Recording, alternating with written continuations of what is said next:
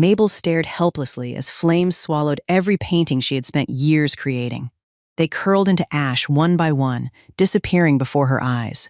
"Dad, please!" she screamed through tears. "Those paintings are everything to me! Please don't do this!" To anyone else, they were only canvases covered in paint. To Mabel, they were her dreams, her memories, and every piece of herself she had never known how to put into words. Standing before the fire, Charles threw the last few paintings into the flames with trembling hands. Every movement felt heavier than the one before. Tears streamed down his face as he bit his lips so hard it began to bleed. He couldn't bring himself to turn around. He couldn't bear to look at the daughter crying behind him.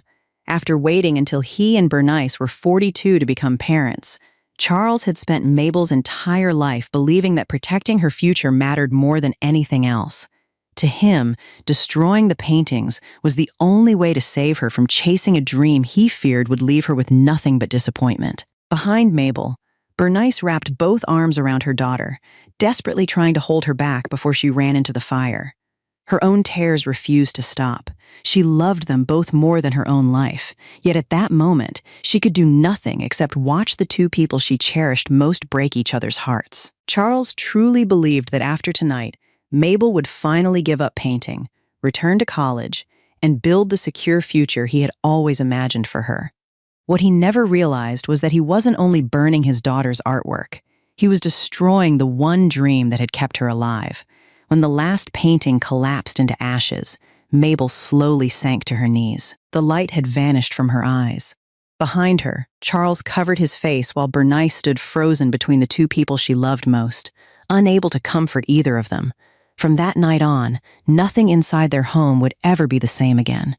The fire outside had finally burned itself out, leaving only the smell of smoke drifting through the quiet house. Mabel pushed open the door to her bedroom without making a sound. The room felt strangely unfamiliar, as if it no longer belonged to her. Empty spaces covered the walls where dozens of paintings had hung only an hour earlier. Every portrait she had spent years creating was gone, leaving behind nothing but pale outlines where the frames had once blocked the sunlight. Her easel still stood beside the window. A wooden box filled with brushes rested underneath it. Several tubes of paint remained scattered across the desk, and beside them lay the worn sketchbook she had carried since high school. She walked over and rested one hand on its cover. It was one of the few things her father hadn't thrown into the fire because it had been tucked away inside a drawer. The chair creaked as she sat down. Countless nights had passed in that corner while music played softly, and a blank canvas slowly filled with faces that existed only in her imagination.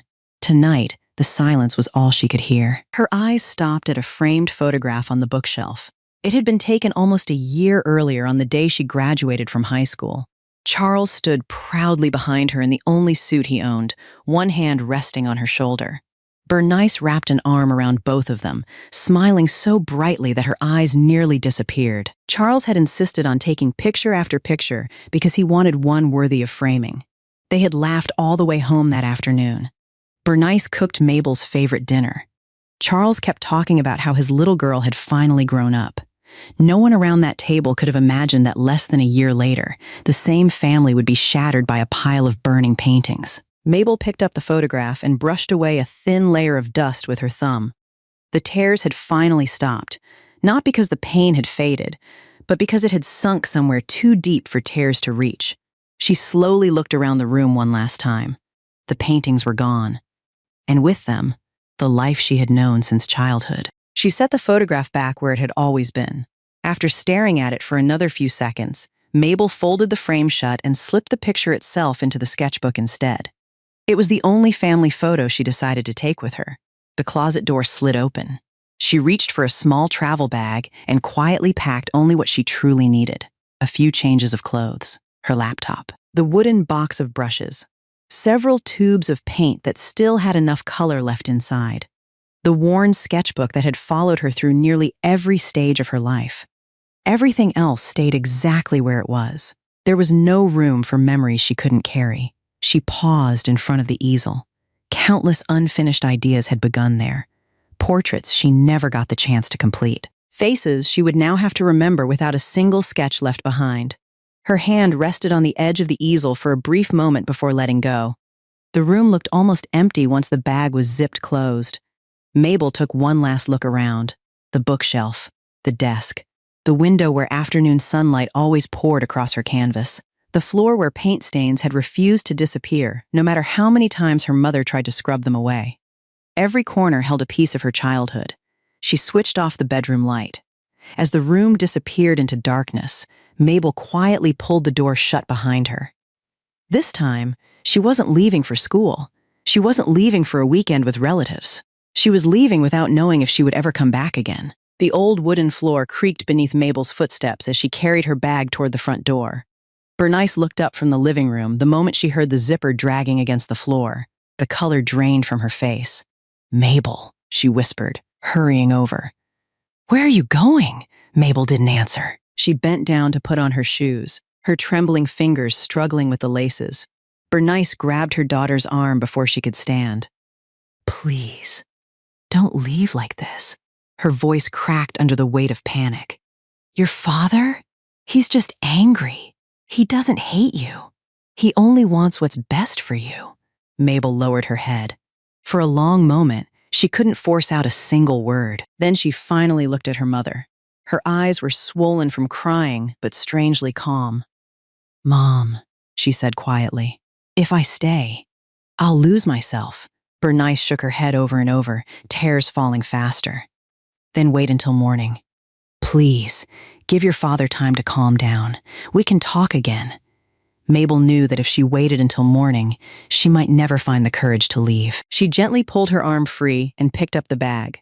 Behind the closed bedroom door at the end of the hallway, Charles remained frozen in place. His hand rested against the doorknob.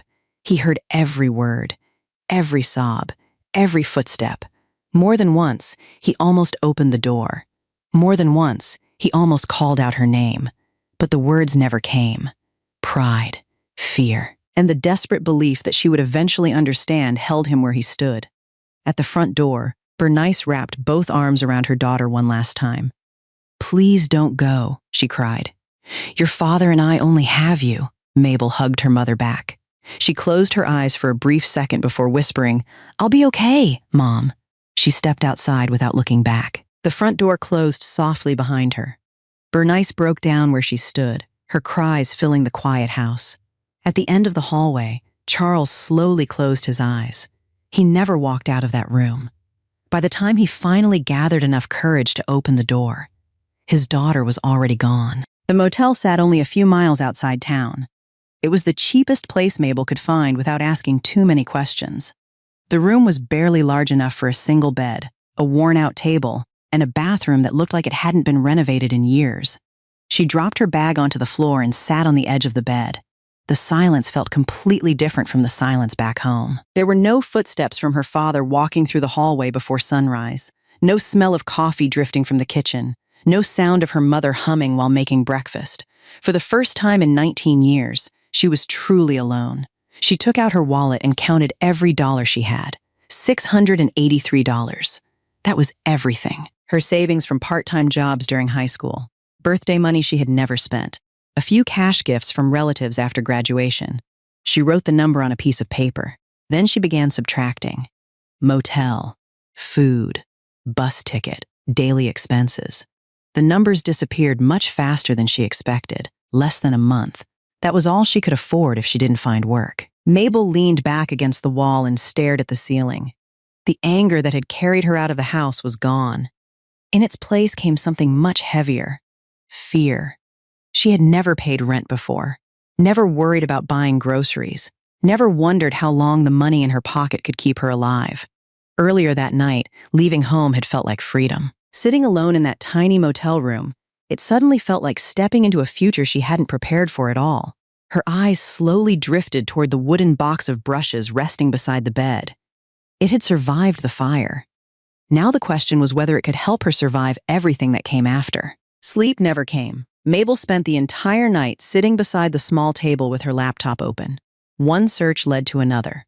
Best cities for artists, affordable places to start an art business, portrait painting commissions, cost of living. She clicked through article after article, comparing rent prices, local art communities, tourism, and the chances of finding people willing to pay for custom portraits.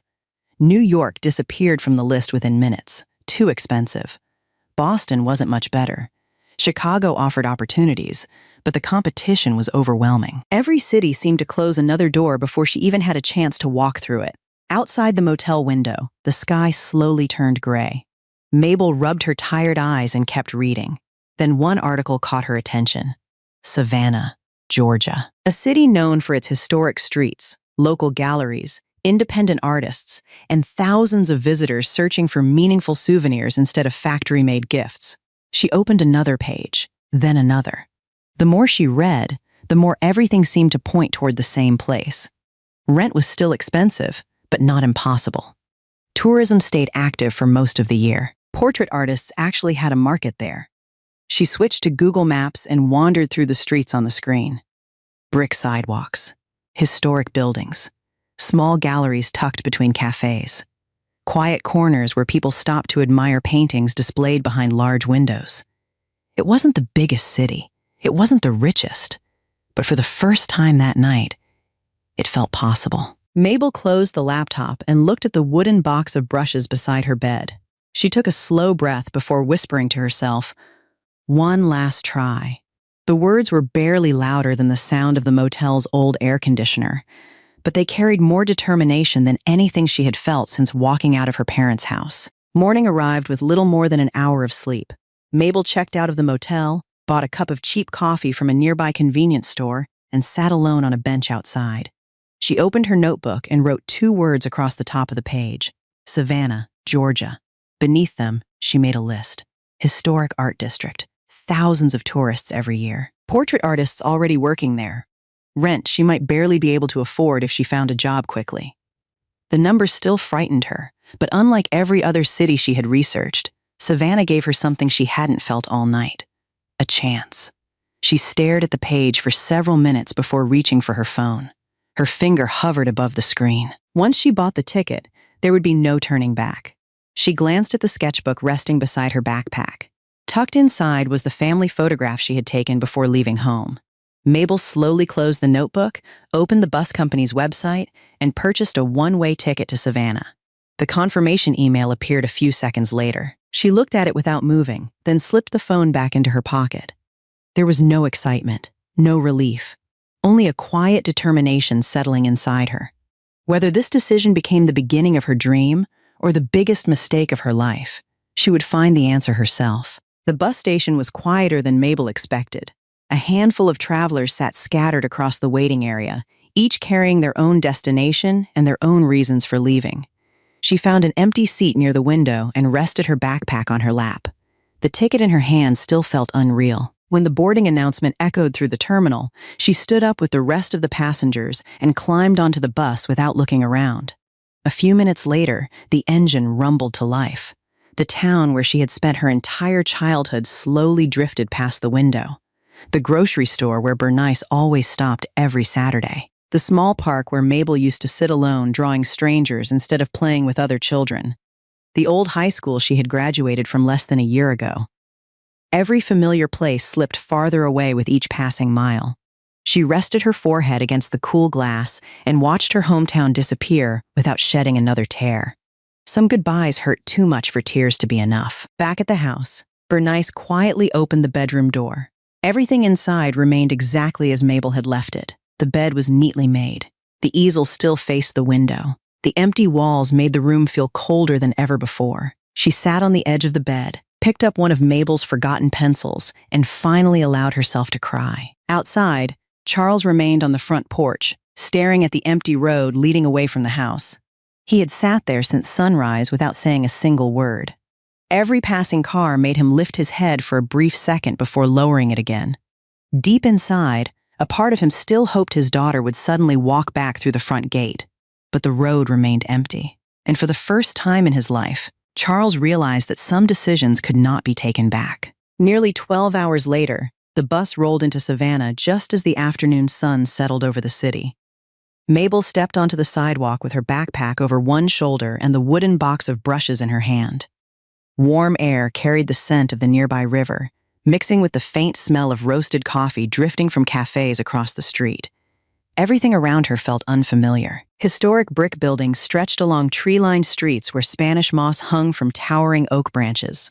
Small galleries stood beside bookstores and coffee shops, their windows filled with paintings, pottery, and handmade crafts. Tourists wandered slowly through the sidewalks, stopping every few steps to admire the city around them. No one knew who Mabel was. No one knew she had left home with less than $700 in her pocket. No one knew that only the night before, she had watched her father burn the paintings she loved more than anything else. To everyone passing by, she was simply another young woman pulling a suitcase through Savannah. She stopped in front of a gallery window and quietly studied the portraits displayed inside. Families, children, elderly couples. Every face carried a different story. A small smile finally appeared across her face. It wasn't because she believed success would come easily. It was because, for the first time since leaving home, she could finally picture a future where someone might one day walk past her own studio and stop for the very same reason. Mabel tightened her grip around the wooden box of brushes and continued walking into the city. She had no job, no friends, no plan beyond surviving one day at a time, but she still had the one thing the fire had failed to destroy: her dream. Finding a place to live became Mabel's first challenge. She spent nearly the entire afternoon walking through different neighborhoods with her phone in one hand and a list of rental addresses in the other. The first apartment was clean, but far beyond what she could afford. The second had a room barely larger than a storage closet, yet the rent was almost as high. The third landlord smiled politely before telling her someone else had already taken it that morning. By sunset, her feet ached, and the excitement she had felt when arriving in Savannah had slowly begun to fade. Just before giving up for the day, she found a small upstairs room above an old convenience store on the edge of the historic district. The building was old, the furniture mismatched, and the air conditioner made strange noises every few minutes. But the rent fit her budget, and more importantly, she could pay month by month instead of signing a long lease. Mabel accepted it immediately. After carrying her backpack and wooden box of brushes up the narrow staircase, she stood in the middle of the tiny room and quietly looked around. There was a single bed, a small desk pushed against the wall, a narrow closet, and one window overlooking the street below. It wasn't comfortable, but for now, it was home.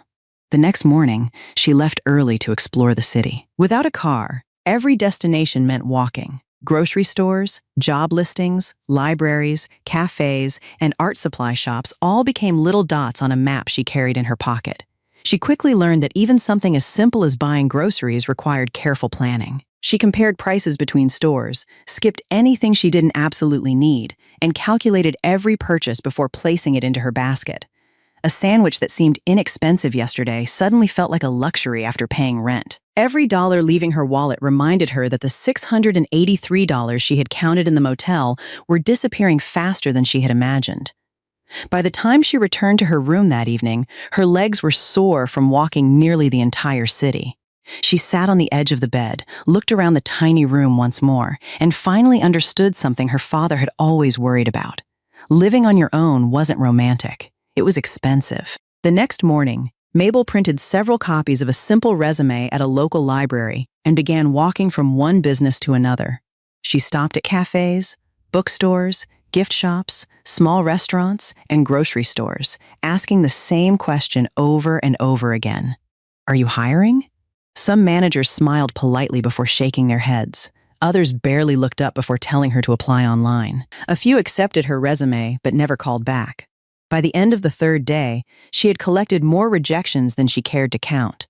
For the first time since arriving in Savannah, she wondered if finding a job would be harder than she had imagined. Late that afternoon, a neighborhood cafe finally offered her a part-time position clearing tables, washing dishes when needed, and helping during busy hours. The pay wasn't impressive, but it was enough to slow the speed at which her savings were disappearing. Mabel accepted without asking for better conditions. She wasn't in a position to negotiate. Her days quickly settled into a routine. She left the apartment before sunrise and walked nearly 40 minutes to the cafe because taking the bus every day would cost more than she could spare. She spent hours carrying trays, wiping tables, sweeping floors, and smiling politely at customers she would probably never see again. By the time her shift ended, her feet were sore and her shoulders ached from standing all day. Most evenings, she returned to her tiny apartment with a cheap sandwich or instant noodles instead of eating out.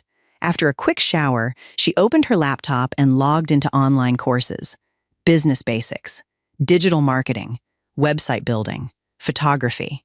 She realized that knowing how to paint beautiful portraits meant very little if nobody ever discovered her work. The classes usually ended close to 10 at night. Only then did she pull out her brushes and place a blank canvas on the easel. Some nights she painted until after midnight. Other nights exhaustion forced her to stop after only a few strokes. Then she cleaned her brushes, set an alarm for the next morning, and crawled into bed, knowing the exact same routine would begin again in just a few hours. Her dream had followed her all the way to Savannah, but now it existed only in the quiet hours after work, when the rest of the city was already asleep. A few weeks passed, and Mabel slowly realized something that no art class had ever prepared her for. Painting was only half the job. Selling a painting was an entirely different skill. Every night after finishing work at the cafe, she opened her laptop instead of reaching for a brush. She watched countless free tutorials, taking notes page after page. She learned how to build a simple website from scratch because paying someone else wasn't an option. She studied how to photograph paintings under natural light so the colors looked as close to the originals as possible. She learned basic photo editing to remove shadows without changing the artwork itself. Then she moved on to marketing: how to write descriptions, how to choose titles people might actually search for, how to answer inquiries professionally, how to explain commission prices without making customers uncomfortable. She even spent hours reading discussions between artists about difficult clients, shipping artwork safely, and protecting original pieces during delivery. Every lesson answered one question while creating 3 new ones. There were nights when she stared at the computer screen feeling completely overwhelmed. She had thought becoming a professional artist simply meant painting well enough. Instead, she found herself learning photography, customer service, business management, web design, and marketing all at the same time. Once the lessons ended, she finally unfolded her easel. Sometimes it was already close to midnight. She painted until her eyes grew too tired to focus, cleaned every brush carefully, and crawled into bed knowing she had to wake up before sunrise again. Day after day, the routine repeated itself. Work, learn, paint, sleep, repeat. The young woman who had arrived in Savannah believing talent alone could build a future was slowly disappearing. In her place stood someone beginning to understand that dreams survived only when discipline carried them forward every single day. Over the following weeks, Mabel poured every finished portrait onto the internet, hoping someone, somewhere, might notice. She built a simple website from scratch, uploaded photos of her work, shared them on Facebook, and joined online art communities whenever she had a few spare minutes after work. Every evening, before picking up her brushes, she opened her inbox with the same quiet hope. Every evening, it looked exactly the same. No inquiries, no commissions, no questions about prices. Sometimes a stranger clicked the like button. Occasionally, someone browsed her website for a minute or two before disappearing again. But no one reached out. Days quietly turned into weeks, and weeks slipped into months. The portraits on her website continued to grow, while her inbox remained almost empty. Mabel kept uploading anyway. If nobody knew she existed, then giving up before anyone had the chance to find her would make even less sense. One evening, nearly 3 months after arriving in Savannah, Mabel sat alone at the small table with her notebook, a calculator, and her wallet spread out in front of her. Rent was due again in less than a week. She counted the remaining cash twice, hoping she had made a mistake the first time. She hadn't. After paying rent, buying groceries, and covering a few basic expenses, there would be very little left. She opened her banking app. The savings she had spent years putting aside before leaving home had shrunk to a number she could no longer ignore. Her eyes drifted toward the corner of the room where the wooden box of brushes rested beside the easel. It hadn't moved since the day she arrived in Savannah. Every night she opened it with hope. Every morning she closed it without earning a single dollar from what she loved most. Mabel slowly walked over and picked up one of the brushes. Dried paint still clung to the handle from a portrait she had finished days earlier. It was one of her favorite pieces. No one had ever seen it except her. No one wanted to buy it. She leaned the brush against the easel and lowered herself onto the floor. The apartment was so quiet that she could hear the old refrigerator humming in the tiny kitchen. For the first time since leaving home, she allowed herself to think about the words she had been trying so hard to silence. Maybe Dad was right. Maybe dreams really couldn't pay rent. Maybe painting was nothing more than a beautiful hobby she had mistaken for a future. Maybe Charles had seen a reality she had refused to accept. The thought hurt far more than any rejection letter or empty inbox ever had. She buried her face in her hands and sat there for a long time, not crying, not angry, simply exhausted. Outside, the lights of Savannah continued shining as people laughed, worked, and hurried home. Inside the tiny apartment, a 19-year-old girl quietly wondered if she had burned her own future the moment she walked away from the only home she had ever known. The alarm rang at 6 o'clock the next morning. Mabel opened her eyes and lay still, staring at the cracked ceiling above her bed. For a brief moment, she considered turning it off and staying there. No cafe, no online classes, no painting, no pretending everything would somehow work out. Then she sat up, took a slow breath, and quietly got dressed for work. Nothing about that morning felt inspiring. She wasn't filled with confidence. She hadn't suddenly found new hope overnight. The doubts were still there, sitting quietly in the back of her mind. She simply refused to let them decide what she would do next. She walked the same 40 minutes to the cafe. She smiled at customers, cleared tables, carried trays, wiped counters. When her shift ended, she walked home under the fading evening sunlight, reheated the leftover noodles from the night before, and opened her laptop for another online lesson. 2 hours later, she closed the final video, stretched her aching shoulders, and walked toward the easel without giving herself time to think. She picked up a brush, mixed fresh paint onto the palette, pulled a blank canvas closer. There wasn't a customer waiting for this painting. There wasn't even anyone who might ever see it, but she painted anyway. Stroke after stroke, the room slowly fell silent except for the gentle sound of bristles moving across canvas. Somewhere between the first layer of color and the last, Mabel finally understood something she hadn't been able to accept the night before. Success wasn't a promise. It never had been. Failure was still possible, maybe even likely. But if she gave up now, she would spend the rest of her life wondering whether she had walked away one step before everything could have changed. She stopped painting only after midnight. As she cleaned her brushes, she looked toward the city lights outside her window and whispered softly to herself, "If I fail, at least I'll know I gave this dream everything I had." It wasn't hope that kept Mabel in Savannah anymore. It was a choice. And from that night on, she would return to her easel not because she believed success was guaranteed, but because she had decided that her dream was worth fighting for, no matter how uncertain the future remained. Several weeks passed after Mabel left, and life inside the house slowly returned to its old routine. At least, that was what Charles and Bernice wanted to believe. Charles still woke before sunrise every morning, drank his coffee on the front porch, and left for work at the same time he always had. Bernice still cleaned the house, cooked 3 meals a day, and watered the flowers outside the front yard. From the outside, nothing seemed different. But inside the house, everything had changed. Mabel's bedroom door remained closed most of the time. Bernice still opened it every few days to dust the furniture, straighten the bed sheets, and wipe the desk clean, even though nobody had touched anything since the night her daughter walked away. The room was spotless, yet it somehow felt emptier each time she stepped inside. Charles never entered. Every evening after work, he walked past the bedroom exactly as he always had. His eyes would instinctively drift toward the closed door for a brief second before he forced himself to keep walking. Sometimes he slowed his pace, almost expecting to hear the familiar scratching sound of a paintbrush moving across a canvas. Other times he found himself listening for soft music playing behind the door, the kind Mabel always turned on whenever she painted late into the night. The hallway remained silent every single time. Dinner became the hardest part of the day. Bernice still cooked enough food for 3 people out of habit. Only after placing every dish on the table did she realize there were now just 2 chairs being used. Without saying a word, she quietly wrapped the extra food and placed it into the refrigerator. Charles noticed every single time, but neither of them ever mentioned it. They no longer argued about painting. They no longer talked about college. In fact, they barely spoke about Mabel at all. It wasn't because they had forgotten her. It was because saying her name out loud made the silence inside the house feel even heavier.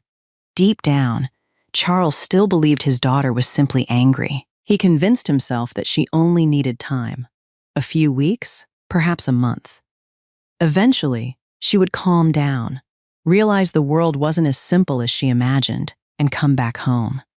Every evening, as he sat on the front porch watching the empty road stretch into the distance, he found himself looking up each time a car passed by. Then, a few seconds later, he would quietly look away again. Charles still went to work every morning. He still came home before sunset. To everyone around him, he looked exactly the same as he always had. Only Bernice knew how much had changed after the front door closed each evening. Some nights, after dinner, Charles quietly poured himself a small glass of whiskey and sat alone on the back porch. He wasn't trying to forget. In fact, the alcohol never helped him forget anything. It simply gave him enough courage to stop pretending he wasn't hurting. Most nights, he finished only one glass before putting it away. Then he slowly walked down the hallway and stopped outside Mabel's bedroom.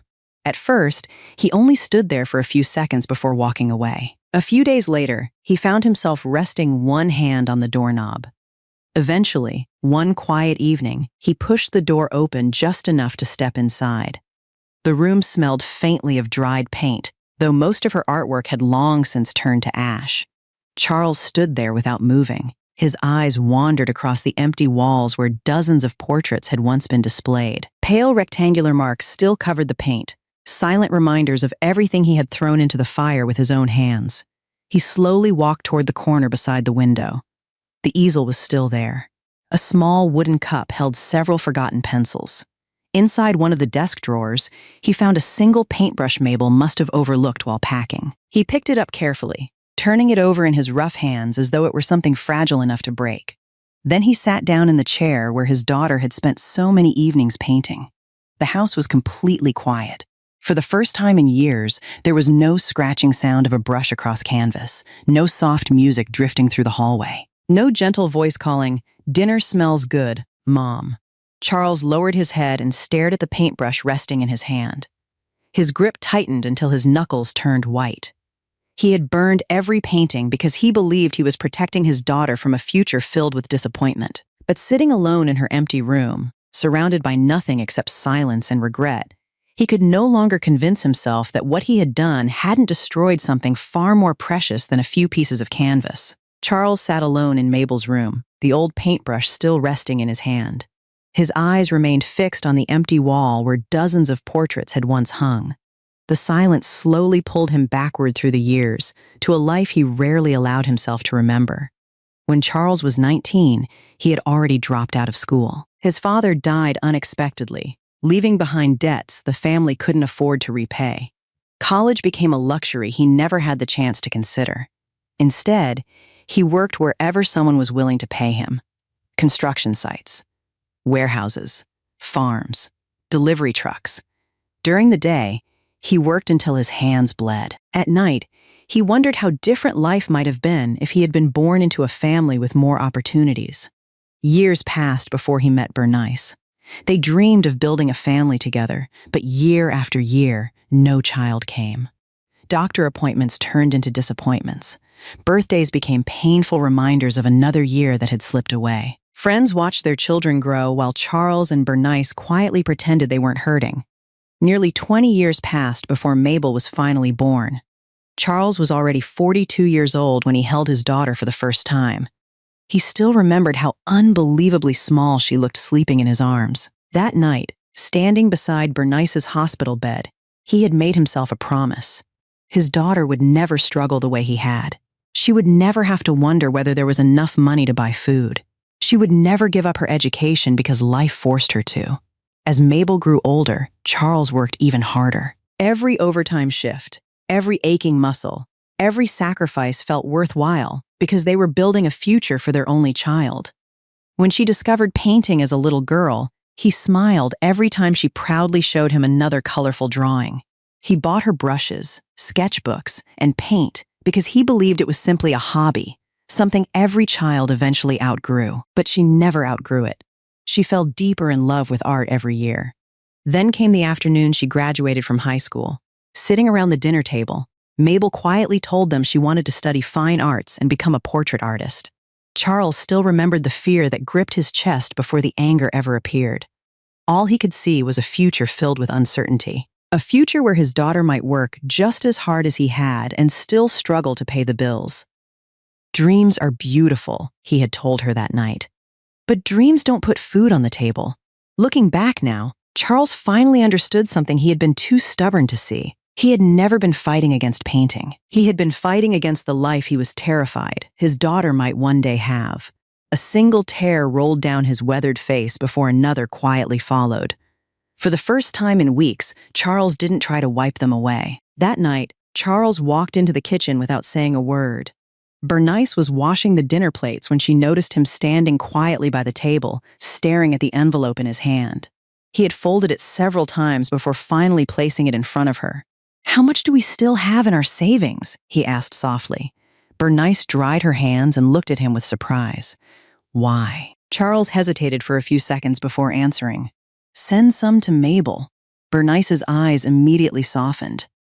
"I was thinking about that too," Charles nodded once. "She'll need it more than we do." Bernice opened the envelope. Inside was a stack of bills Charles had quietly set aside from the overtime shifts he had been working since Mabel left. It wasn't a fortune, but it represented weeks of waking before sunrise and returning home long after dark. She looked back at him. "Should I tell her it's from you?" Charles shook his head almost immediately. "No. Why not?" He lowered his eyes to the floor. "If she knows it's from me," he paused before forcing out the rest of the sentence. "She probably won't take it." The kitchen fell silent. Bernice understood exactly what he meant. Their daughter was just as stubborn as her father.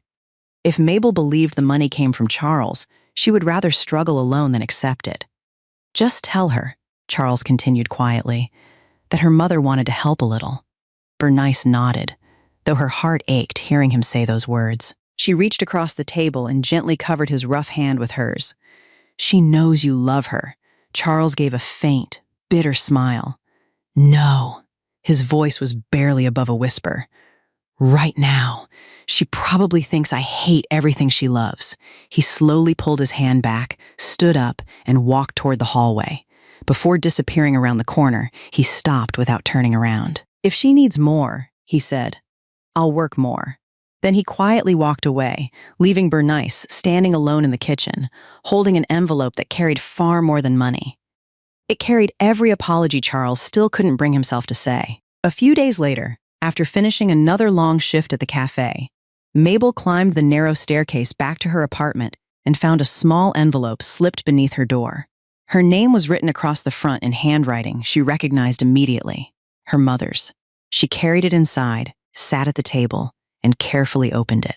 A short note fell out first. "Honey, I know things must be difficult right now. Don't worry about paying me back. Just eat well and take care of yourself. Love, Mom." Beneath the note was several $100s folded neatly inside the envelope. Mabel stared at the money without moving. She knew her mother well enough to understand the truth almost instantly. Bernice would never have sent that much without talking to Charles first. Her father might have refused to say her name out loud, but this money carried his fingerprints all over it. She sat there for a long time, the envelope resting quietly in her lap.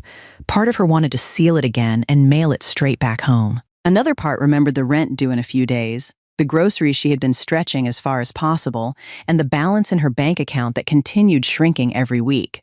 Pride was a luxury she could no longer afford. Slowly, she placed the money back into the envelope and slipped it into the drawer beside her bed. Then she picked up her phone and called her mother. Bernice answered before the first ring had finished. The moment she heard her daughter's voice, she smiled through tears. They talked about ordinary things. The weather, work, whether Mabel was eating properly, whether she was getting enough sleep. Neither of them mentioned the money directly. Near the end of the call, Mabel became unusually quiet. "Mom," she said softly, "thank you." Bernice looked toward the living room where Charles was pretending to watch television with the volume turned far too low. She knew he was listening to every word.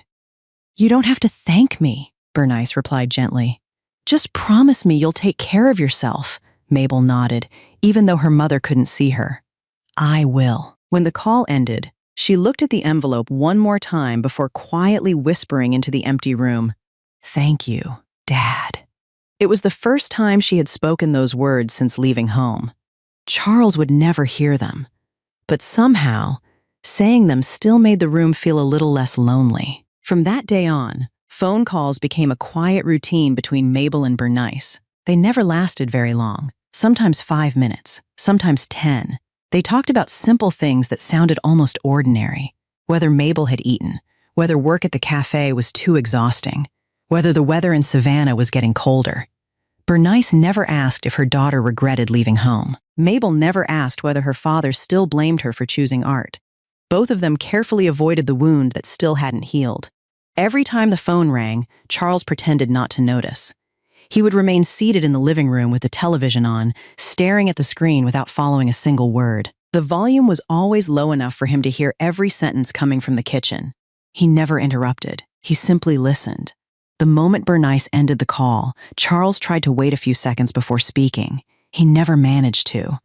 "How's she doing?" he asked, looking straight ahead instead of at his wife. "Is she eating properly?"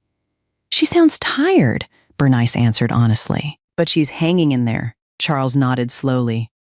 "Is she still working at the cafe?" Bernice smiled faintly. "Yes, and she still paints every night." A quiet relief crossed Charles's face before disappearing almost immediately. "Good," he murmured. "As long as she's all right." Then he picked up the television remote and acted as though the conversation was over. Bernice watched him for a moment without saying anything. She knew the truth better than anyone. Her husband wasn't interested in the news. He wasn't pretending not to care because he was angry anymore. He simply didn't know how to bridge the distance he had created with his own hands. Later that night, after Bernice had gone to bed, Charles stood alone in the hallway once again. His eyes settled on the closed bedroom door. This time, he didn't stop outside it. He slowly turned the knob and stepped inside. The room looked exactly the same as it had the day Mabel left. The easel still faced the window. The desk remained perfectly organized. Only the empty walls reminded him of everything that had changed. Charles quietly sat down in the chair where his daughter used to paint for hours. Moonlight spilled through the window, filling the room with a pale glow. He looked at the blank spaces where her portraits had once hung and remained there for a long time without moving. At last, he lowered his head. His lips trembled slightly, but no sound came out. The apology stayed trapped somewhere deep inside his chest, too heavy to escape. For the first time, Charles accepted a truth he had spent weeks refusing to believe. Mabel wasn't just angry anymore. She had begun building a life without him. Life settled into a routine that rarely changed. Every weekday, Mabel woke before sunrise, made herself a quick breakfast, and walked to the cafe while the streets of Savannah were still quiet.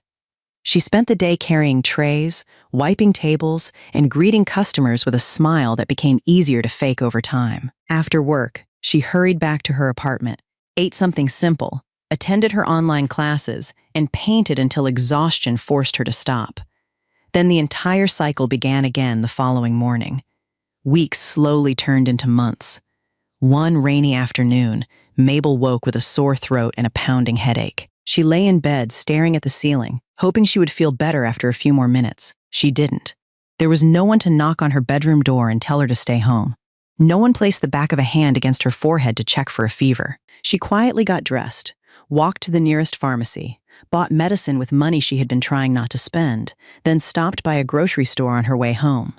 She bought a small bag of rice, a carton of eggs, and a few green onions before climbing the stairs to her apartment. That afternoon, she stood alone in the tiny kitchen, searching her phone for instructions on how to make a simple bowl of chicken soup without chicken because she couldn't afford any. The result tasted nothing like the soup Bernice always made whenever she got sick. Even so, she finished every spoonful because there was nobody else who would make another bowl for her. A few days later, she carried a basket of dirty clothes to the laundromat for the first time. At home, clean laundry had always appeared neatly folded on the end of her bed before she even realized it had been washed.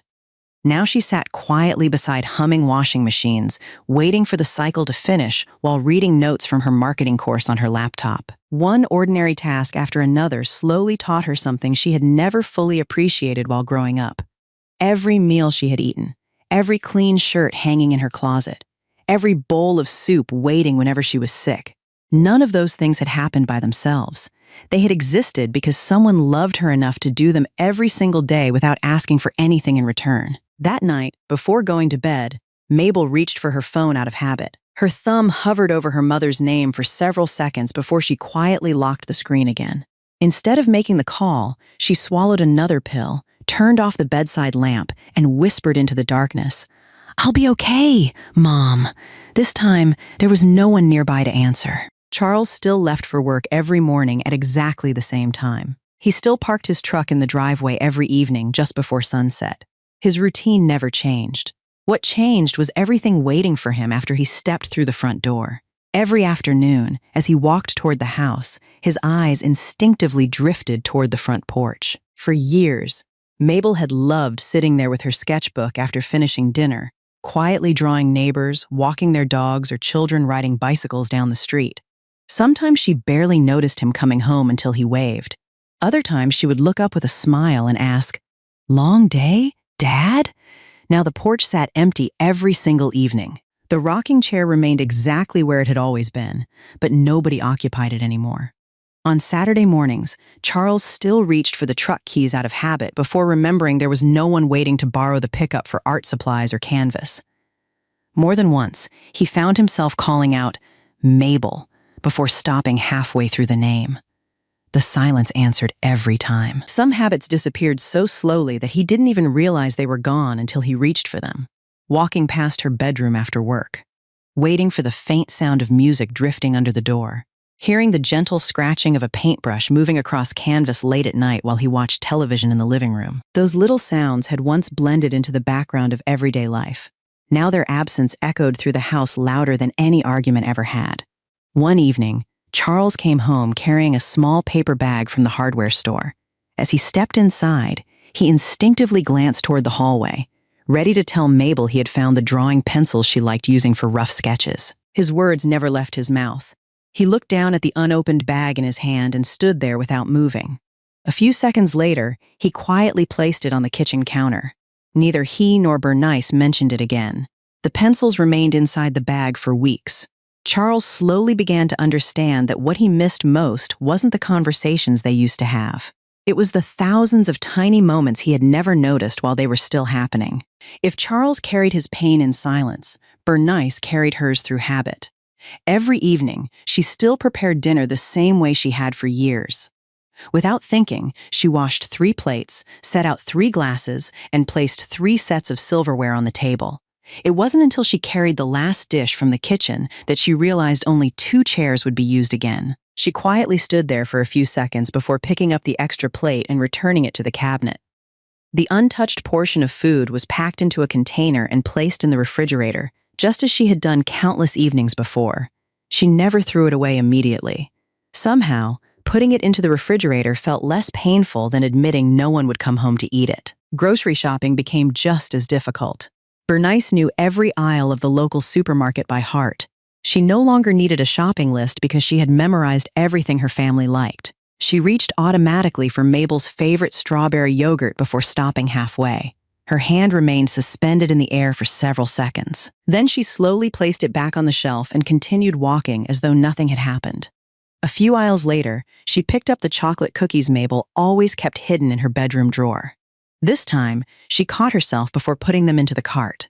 The cashier noticed nothing unusual. To everyone else, Bernice was simply another customer buying groceries. Only she knew that nearly every aisle carried a memory of her daughter. At home, she folded laundry late one afternoon when she found one of Mabel's old sweaters tucked between a pile of towels.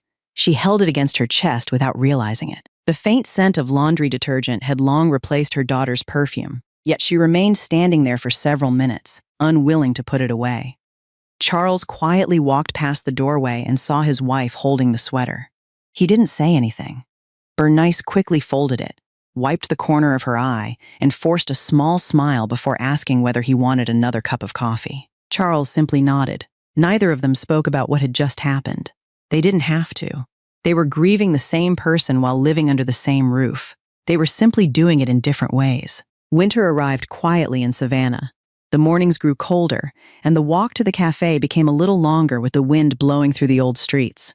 One morning, Mabel reached into her closet looking for the thick brown jacket her father had bought her 2 winters earlier. Her hands searched the empty hanger before she suddenly remembered. She had left it behind the night she walked out of the house. She stood there for a few seconds before pulling on a much thinner sweater instead. By the time she reached work, her hands were nearly numb from the cold. A few days later, she passed a neighborhood bakery on her way home. The warm smell of fresh cinnamon rolls drifted onto the sidewalk, making her slow down without realizing it. She stopped in front of the display window. Behind the glass sat an apple pie that looked almost identical to the one Bernice baked every Thanksgiving. She smiled faintly before continuing to walk.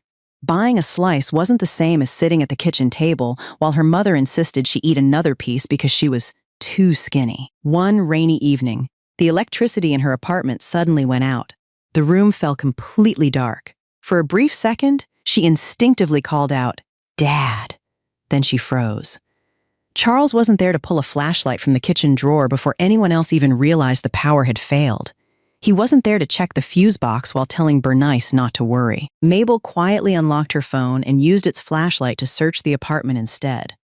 As she sat on the floor waiting for the power to return, she found herself smiling through tired eyes. Growing up, she had never noticed how many little problems her parents quietly solved before they ever reached her. A warm meal waiting after school, a jacket appearing by the front door whenever the weather turned cold, a flashlight ready before anyone asked for one. They had always been such ordinary things that she barely remembered thanking them.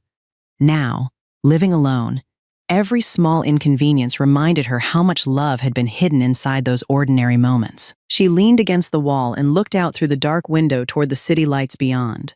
For months, she had tried to convince herself that leaving home meant leaving everything behind.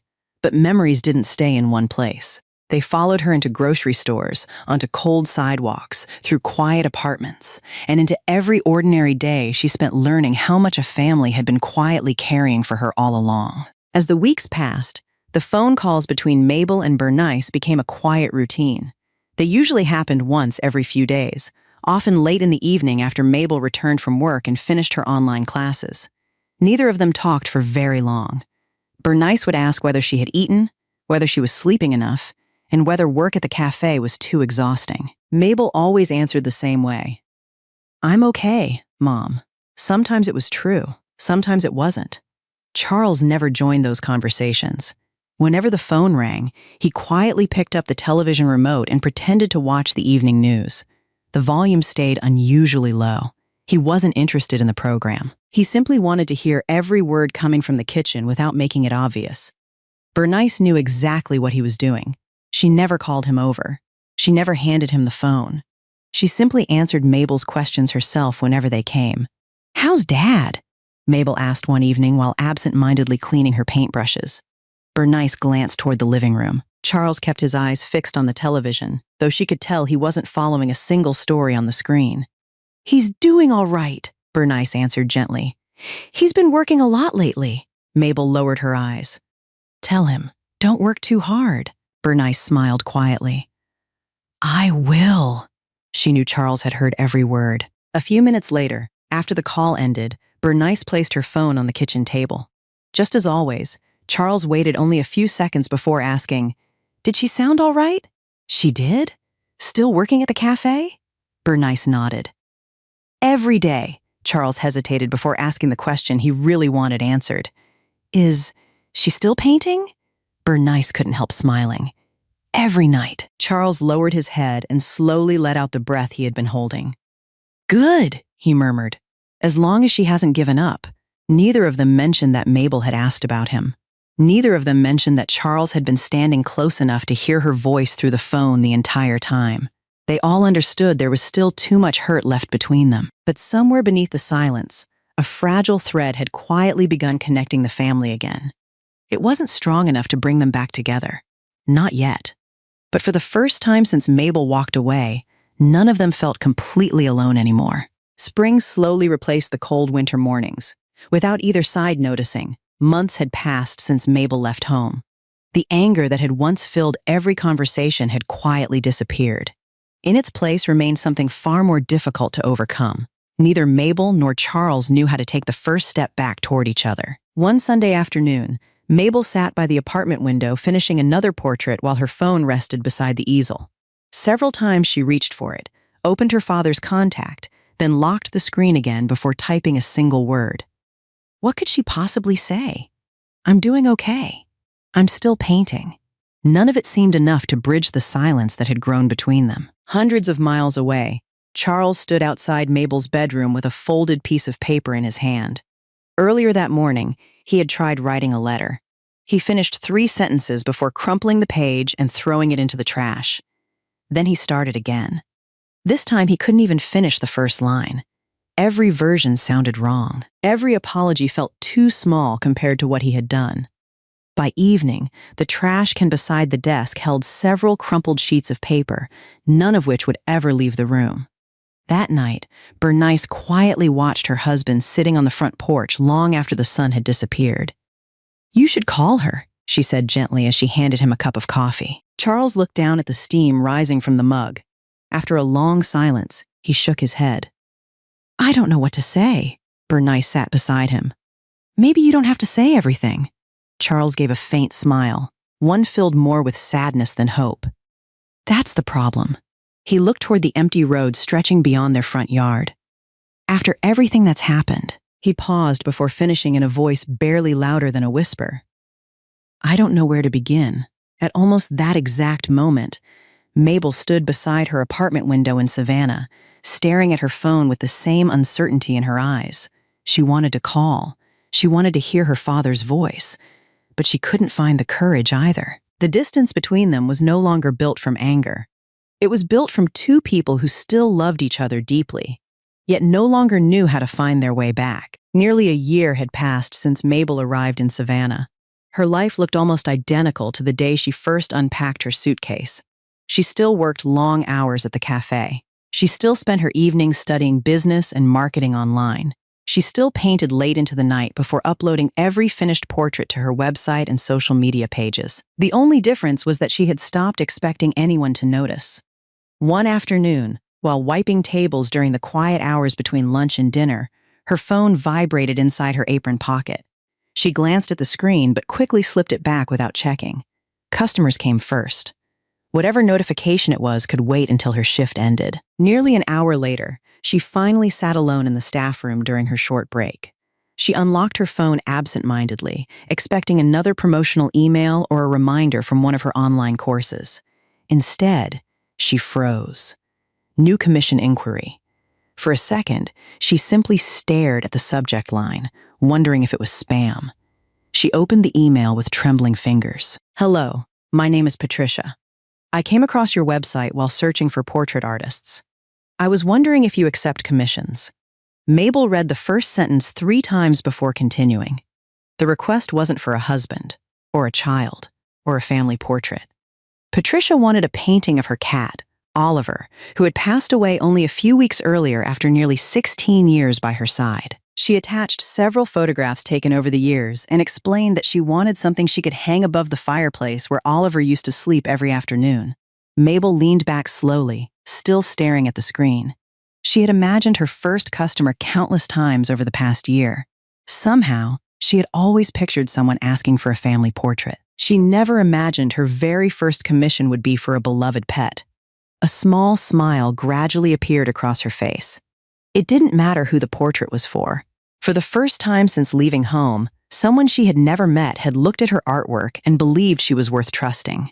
Mabel immediately wrote back, thanking Patricia for reaching out. She explained her process, her timeline, and promised to treat Oliver's portrait with the same care she would give any member of a family. Before pressing send, she paused for just a moment. Then she smiled again. Nearly 1 year after arriving in Savannah, someone had finally given her dream its very first chance. The following morning, while serving coffee during her shift, Mabel felt her phone vibrate inside the pocket of her apron. During a short break, she stepped into the empty staff room and glanced at the screen. A notification from her bank had just appeared. Deposit received. Patricia had transferred the deposit exactly as promised. Mabel opened her banking app and looked at the updated balance. The amount wasn't large. It wouldn't pay her rent for very long, nor would it erase the months of financial uncertainty she had been living with. Yet as she stared at the number on the screen, a smile slowly appeared on her face. For nearly a year, she had questioned every decision that brought her to Savannah. She had wondered whether leaving home had been a terrible mistake. She had even begun to believe her father might have been right. But now, someone she had never met before had trusted her enough to spend their hard-earned money on her artwork. That single deposit meant more than its dollar value could ever express. It was proof that her dream wasn't impossible. It simply needed more time. When her break ended, Mabel slipped her phone back into her pocket and returned to work. The cafe looked exactly the same as it had that morning. The customers still came and went. Dirty dishes continued piling up behind the counter. Nothing around her had changed, but something inside her had. That evening, after another long shift, she stood in front of her easel with a different feeling in her heart. For the first time in months, she wasn't painting because she was afraid of failing. She was painting because she finally believed someone, somewhere, was waiting for the next portrait she would create. The following evening, Mabel called Patricia before picking up her brushes. She wasn't calling to discuss the size of the canvas or the colors of the background. She wanted to understand the life behind the photographs. Patricia answered almost immediately. "Thank you for calling," she said softly. "Most artists just ask me to email more pictures." Mabel smiled. "The pictures tell me what Oliver looked like, but they don't tell me who he was." There was a brief silence before Patricia let out a quiet laugh through her tears. "I've never been asked that before." For nearly an hour, Mabel listened more than she spoke. Patricia told her how Oliver had followed her everywhere since he was a tiny kitten, how he waited by the front door every evening until she came home from work, how he refused to sleep anywhere except the old chair beside the fireplace. Every winter morning, he would stretch beneath the sunlight pouring through the living room window before curling back into a perfect little circle. Toward the end of his life, he could barely walk. Yet he still dragged himself to the front door every afternoon because he didn't want Patricia to come home to an empty house. By the time Patricia finished speaking, both women had fallen silent. Mabel looked down at the photographs spread across her desk. She no longer saw an orange cat sitting on a couch. She saw 16 years of companionship. She saw loneliness being comforted after difficult days. She saw a member of someone's family.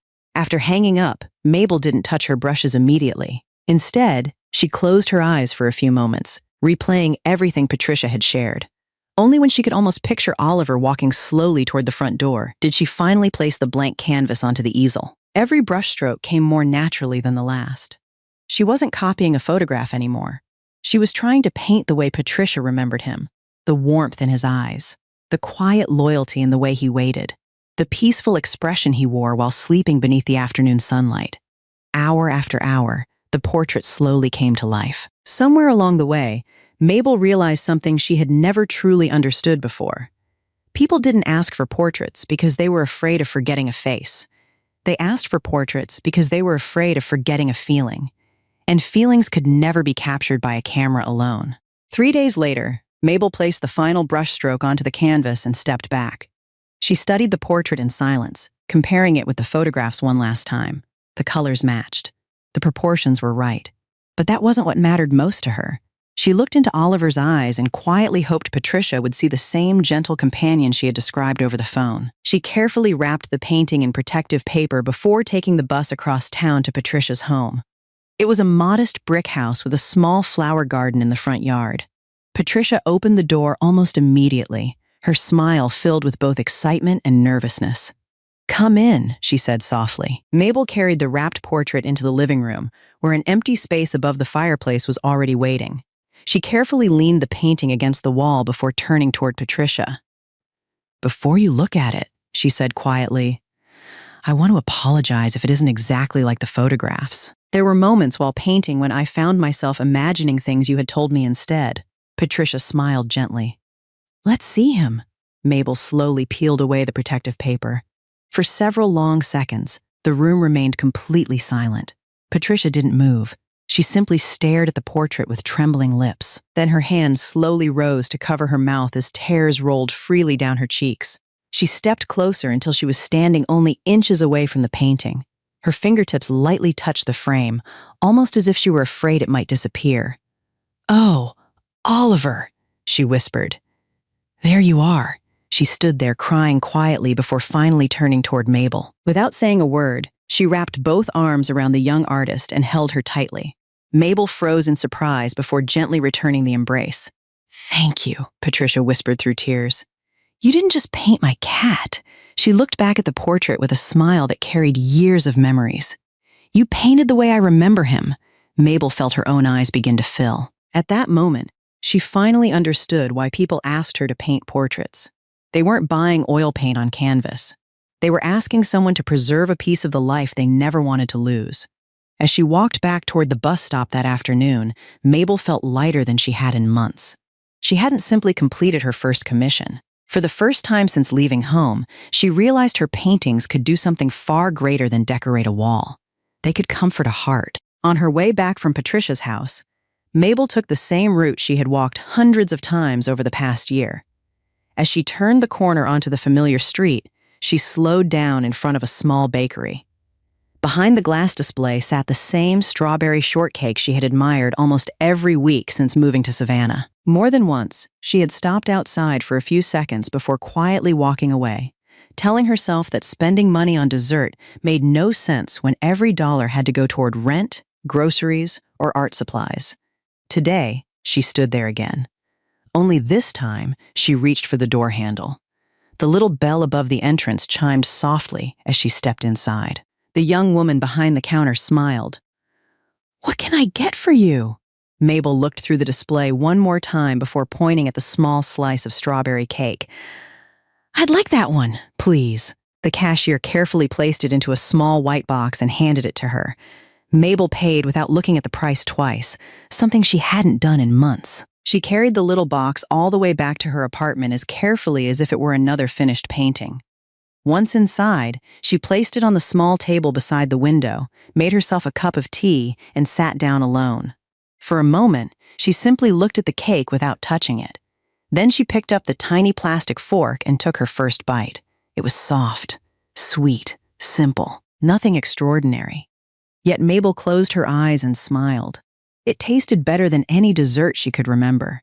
Not because it was the best cake in Savannah, but because it was the first thing she had bought entirely with money earned from doing what she loved. She looked around the tiny apartment that had once felt so cold and lonely. The old desk, the worn easel, the wooden box of brushes resting quietly in the corner. Nothing in the room had changed. And yet, everything felt different. Nearly a year earlier, she had arrived in Savannah carrying nothing but fear, $683, and a dream no one believed could become a future. Tonight, as she finished the last bite of cake with a quiet smile on her face, Mabel realized that this wasn't simply a reward for completing her first commission. It was proof that her dream had finally begun giving something back. A few days after receiving her portrait, Patricia posted a heartfelt review online. She shared not only the finished painting, but also the experience of working with Mabel. Instead of talking about prices or techniques, she wrote about how the young artist had listened patiently to every story about Oliver before ever touching a brush. Friends began sharing the post, and before long, Mabel noticed something she hadn't seen before. New emails started appearing in her inbox. They didn't arrive all at once. Sometimes several quiet days passed without a single inquiry. Then 2 messages would appear on the same afternoon. Every commission carried a different story. A daughter who wanted to surprise her parents on their anniversary. A family hoping to remember an aging golden retriever. A widow searching for a portrait of her late husband using a handful of old photographs. With every completed painting, another customer left a kind review or recommended her to someone they knew. Slowly, the website that had once felt invisible began attracting regular visitors. The number of commissions remained modest, but they became steady enough that Mabel finally needed a calendar to organize her schedule. She was still far from the success she had dreamed about, yet for the first time, the road ahead no longer disappeared into uncertainty. She could finally see where it was leading. Almost a year had passed since Mabel left home. Spring had returned to Savannah, and with it came a warmth that made the city feel alive again. One quiet Saturday morning, Bernice stood in the kitchen, packing a large, insulated bag. She carefully placed homemade peach jam inside first, followed by several containers of food Mabel had loved since childhood. Cornbread, fried chicken, homemade chicken noodle soup sealed tightly in glass jars. She even wrapped a loaf of fresh banana bread in a clean kitchen towel so it would stay warm a little longer. After that came small things only a mother would think about. A bottle of vitamins, a new pair of wool socks, laundry detergent she knew Mabel liked because it smelled the same as home. Finally, she tucked a white envelope containing a little cash into one corner of the bag before quietly zipping it shut. Charles watched from the dining table without saying a word. He already knew where Bernice was going. She had barely slept the night before, too excited and too anxious to wait any longer. "I'm going to see her," Bernice finally said, breaking the silence. Charles looked down at his coffee cup before giving a slow nod. "I know. You should come." The room fell quiet again. Charles remained still for several long seconds before standing up and reaching for the truck keys hanging beside the front door. "I'll drive," he said softly.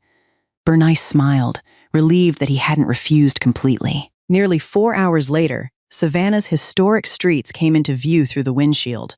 Charles slowed the truck as they approached the address Bernice had written down after one of her phone calls with Mabel. Before Bernice could reach for the door handle, Charles spoke quietly without looking at her. "I'll stay here." Bernice turned toward him. "You don't want to see her?" Charles's fingers tightened slightly around the steering wheel. More than anything in the world, he wanted to see his daughter. He wanted to know whether she had been eating properly, whether she looked healthy, whether she still smiled the way she used to. But he also knew one thing just as clearly. He wasn't ready to stand in front of her, not after everything he had done. "If she sees me," he murmured. "I don't know if she'll be happy, or if I'll only make things harder." Bernice gently rested her hand on his arm. Charles forced a small smile, though it never reached his eyes. "Go see our girl," he said quietly. "I'll wait for you." Bernice nodded, picked up the heavy insulated bag, and slowly stepped out of the truck. Charles remained behind the wheel, watching his wife walk away. His eyes never left her for a single second. Somewhere just a few streets ahead, his daughter was living the life she had fought so hard to build. And for the first time in nearly a year, he was finally close enough to see her. Yet he still couldn't find the courage to take even one step toward her. After Bernice disappeared around the corner, Charles remained inside the truck exactly as he had promised. He loosened his grip on the steering wheel and looked through the windshield, trying to convince himself that waiting there was the right decision.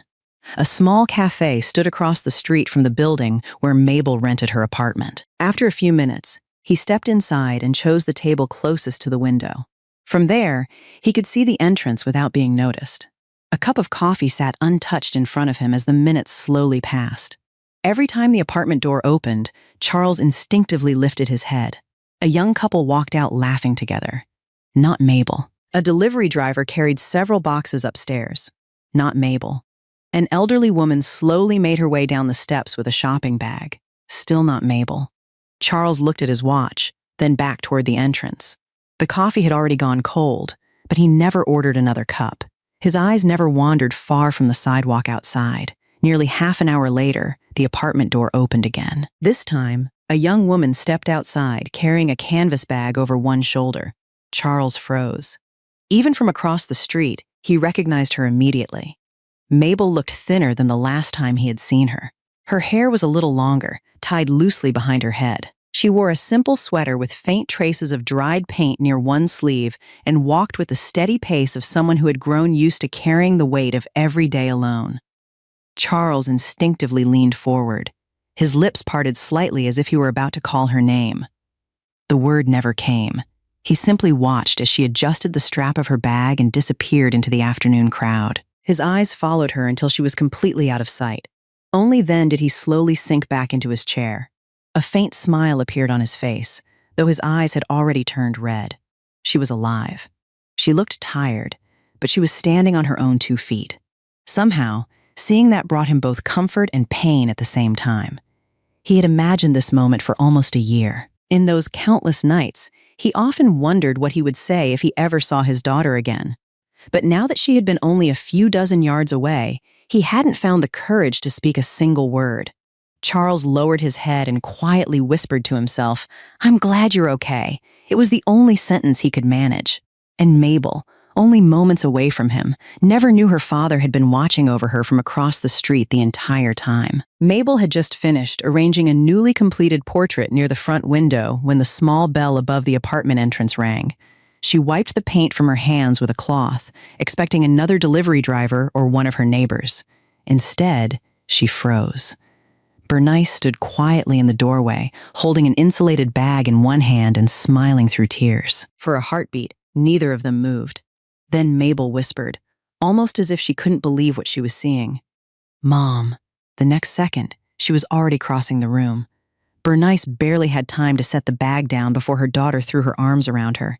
They held each other tightly, neither of them saying a single word. Almost a year of longing, worry, and loneliness dissolved into that silent embrace. Bernice gently stroked Mabel's hair the way she had when Mabel was still a little girl. "You've gotten so thin," she murmured, her voice breaking. Mabel laughed softly through her tears. "So have you." They finally stepped back, both smiling as they wiped away tears they had failed to hide. Bernice looked around the small apartment. It wasn't much bigger than Mabel's old bedroom back home. A tiny kitchen stood in one corner. The easel rested beside the window. Finished portraits leaned carefully against the wall, waiting to be delivered. Everything was simple, but everything was neat. It looked exactly like the kind of place her daughter would create for herself. Bernice slowly opened the insulated bag. "I brought a few things," she said, pretending it wasn't much. One by one, she placed them on the table. Homemade chicken soup, cornbread, peach jam, banana bread, strawberry cookies Mabel had loved since childhood. Finally, she pulled out the familiar white envelope and gently slid it across the table. Mabel immediately shook her head. "Mom, you don't have to keep doing this. I'm working now," Bernice smiled warmly. "I know you are." She reached across the table and placed the envelope back into Mabel's hands. "But you'll always be my daughter." Mabel tried to push it back again. "I really can't." Bernice gently closed Mabel's fingers around the envelope. "If you don't take it," she said softly, "your mother will go home feeling heartbroken." Mabel looked into her mother's eyes for several long seconds. She knew this wasn't only about money. It was the only way her parents still knew how to care for her from hundreds of miles away. Slowly, she nodded and held the envelope against her chest. "Thank you, Mom." Bernice smiled through tears once more. "That's better." For the first time in almost a year, the little apartment no longer felt lonely.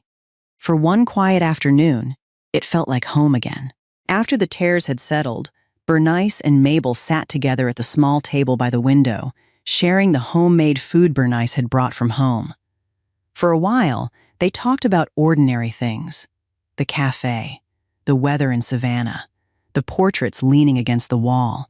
Neither of them rushed into the conversation they had both been avoiding. Eventually, Mabel lowered her spoon and looked quietly at her mother. "How's Dad?" she asked, trying to sound casual. Bernice smiled gently before answering. "He's doing all right. It wasn't a lie." But it wasn't the whole truth either. She didn't mention that Charles had lost weight over the past year because too many dinners had gone untouched. She didn't tell Mabel about the countless nights he sat alone on the porch until long after midnight, or how often she had found him sitting silently in her old bedroom.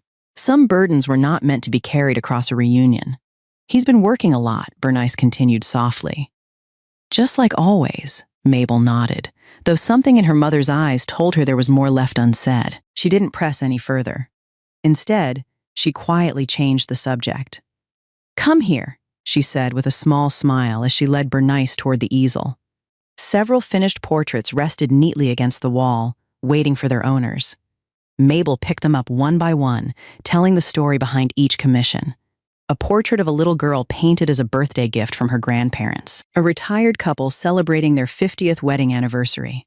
A family remembering a beloved golden retriever that had grown up alongside their children. Bernice listened carefully, her eyes moving from one painting to the next. Every portrait carried not only remarkable skill, but tenderness. She could see pieces of her daughter's heart in every brushstroke. "These are beautiful," she whispered. "I'm proud of you," Mabel smiled shyly. "I still have a long way to go." "Maybe," Bernice replied. "But you're already doing what you love." For a moment, neither of them spoke. Bernice looked around the little apartment once more. It was small. It was modest. But unlike the frightened girl who had left home with only a suitcase and a dream, the young woman standing beside her now had begun building something of her own. A quiet sense of relief settled into Bernice's heart. When she returned to Charles later that afternoon, she knew exactly what she would tell him. Not about how tired Mabel looked, not about the tiny apartment or the long hours she still worked. She would tell him the truth he needed to hear most. Their daughter was going to be okay. Late that afternoon, Bernice walked back toward the cafe where Charles had been waiting for hours.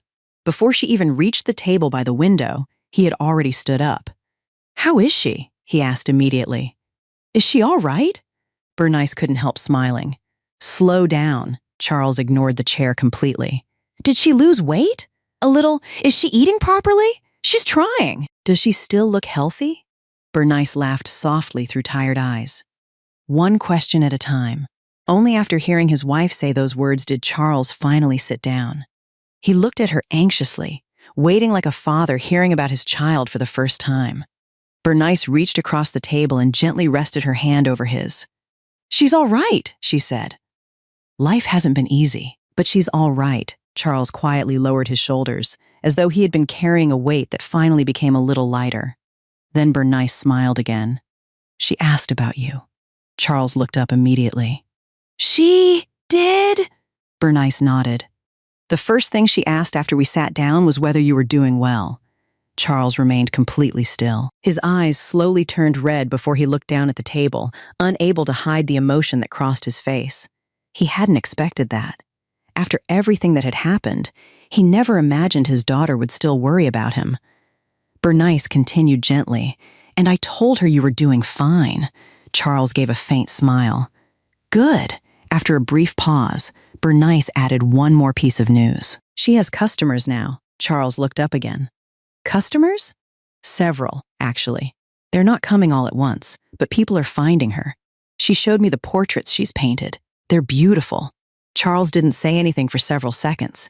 He slowly intertwined his rough hands together and lowered his head.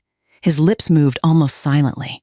"Thank you, Lord." He paused, closing his eyes for a brief moment before whispering, "Please, keep blessing her." When he finally looked back up, there were tears standing in his eyes. But this time, they weren't only tears of regret. For the first time since Mabel left home, there was hope. Hope that she really could build the life she had dreamed about. Hope that perhaps, one day, she might find it in her heart to come home. Bernice reached across the table once more and quietly squeezed his hand. Neither of them spoke again. They simply sat there together, watching the afternoon sun pour through the cafe window, both silently thanking God that somewhere in the same city, their daughter was smiling again. After Bernice returned home, life in Savannah quietly settled back into its familiar rhythm. The difference was that something inside Mabel had changed. She no longer felt like she was carrying the entire world by herself. Every few weeks, another commission found its way to her inbox. Some customers came through Patricia's recommendation. Others discovered her website through online searches or shared reviews. The flow was never overwhelming, but it became steady enough that she no longer refreshed her inbox every few minutes hoping for a miracle. The miracle had slowly become a routine. As her evenings filled with more portrait commissions, the hours she spent at the cafe began to shrink. She asked her manager to reduce her shifts so she could dedicate more time to painting. It wasn't an easy decision. The cafe provided guaranteed income. Portrait commissions didn't, but every time she looked at her calendar, she noticed more painting deadlines than work schedules. Eventually, one afternoon, she walked into her manager's office and thanked him for giving her a chance when nobody else would. It was her final shift.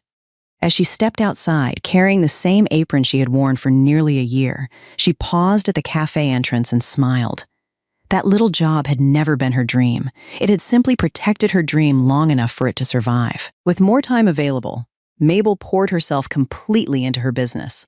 She continued studying marketing, customer communication, and photography because she knew there was still so much she didn't understand. Every finished portrait made her a slightly better artist. Every customer taught her something new about people. Little by little, the balance in her savings account began growing instead of shrinking. One evening, after finishing another commission, Mabel sat at her desk reviewing her finances. She calculated her expenses, estimated future commissions, then looked at the number she had managed to save over the past several months. It wasn't enough to make her wealthy, but it was enough to make her think differently. On her walk home the following afternoon, she noticed a small storefront with a for lease sign hanging inside the front window. The space wasn't large, just enough room for an easel, a reception desk, a few chairs, and walls where finished portraits could be displayed. She stopped walking. For several long moments, she simply stood on the sidewalk looking through the glass. Then, almost without realizing it, she smiled. Maybe, she whispered to herself, it's time to have a place of my own. It was only a thought. Nothing had been decided yet. But for the first time since arriving in Savannah with $683 in a suitcase, Mabel wasn't thinking about how to survive anymore. She was thinking about how to build a future. By the beginning of autumn, Mabel had saved enough money to seriously consider opening a small studio. She knew it wouldn't be luxurious. It didn't have to be. She simply wanted a place where people could walk in, sit down, and tell her the stories behind the faces they wanted to remember. Every afternoon after finishing her commissions, she spent hours walking through different neighborhoods in Savannah, searching for the right location. Some storefronts were beautiful but far beyond what she could afford. Others were reasonably priced but hidden down quiet streets where almost no one passed by. A few stood along busy tourist routes, yet the constant traffic and noise made them feel more like souvenir shops than places where people could quietly share their memories. Every location seemed to be missing something. One afternoon, after nearly 2 weeks of searching, Mabel wandered into a smaller street she had never noticed before. Autumn had settled gently over the city. Golden leaves drifted through the air before gathering across the old brick sidewalks. Sunlight filtered through towering oak trees, painting warm patterns across the buildings. Small cafes sat beside bookstores, antique shops, and family-owned galleries. The street wasn't crowded, yet it never felt empty. People walked slowly instead of rushing. Some carried coffee. Others stopped to admire paintings displayed behind large glass windows. As Mabel continued walking, one storefront immediately caught her attention. A simple for lease sign hung behind a wide front window that stretched almost from floor to ceiling. The afternoon sunlight poured through the glass, filling the empty room with a warm golden glow.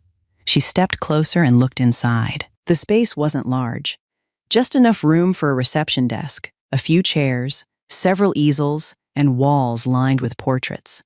In her mind, she could already picture customers sitting by the window, talking about the people they loved while autumn leaves drifted quietly outside. She stood there for several long moments without moving. Then a small smile slowly appeared across her face. She didn't need to look at another location. Somehow, she already knew. This was the place she had been searching for all along.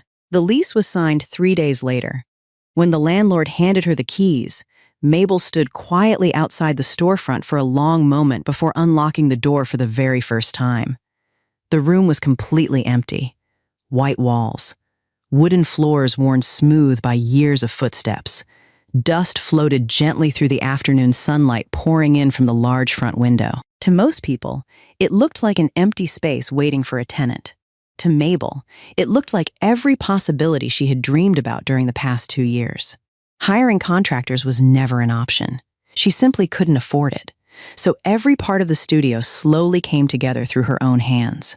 During the mornings, she continued finishing portrait commissions. In the afternoons and evenings, she returned to the empty storefront wearing old clothes covered in dried paint. She patched tiny cracks in the walls before carefully repainting them a warm cream color that reflected the natural sunlight.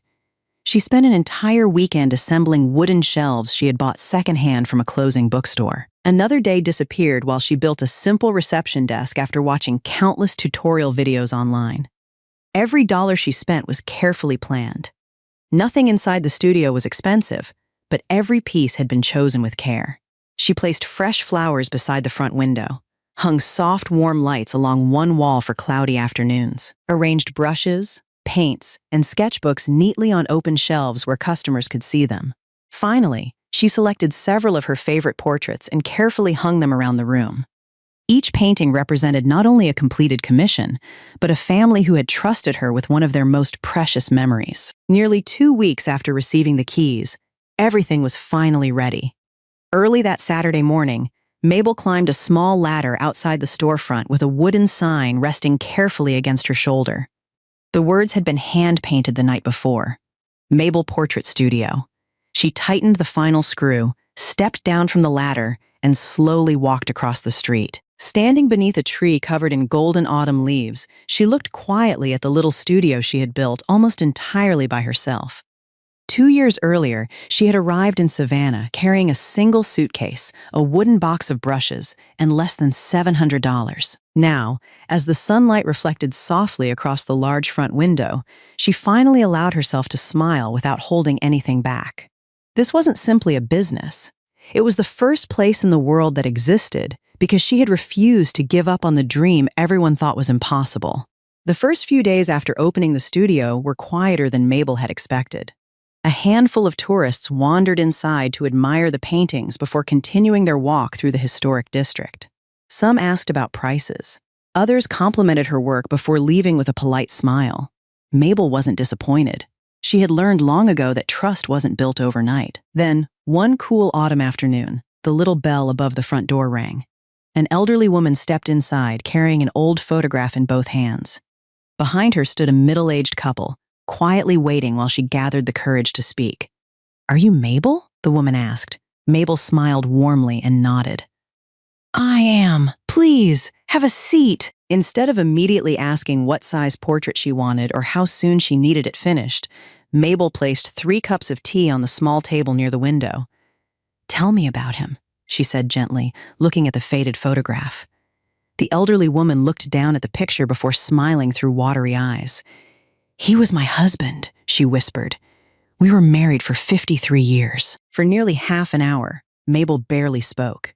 She listened as the woman shared stories about the man in the photograph, how he danced terribly but insisted on dancing every anniversary, how he never forgot her birthday, how he whistled every morning while making coffee.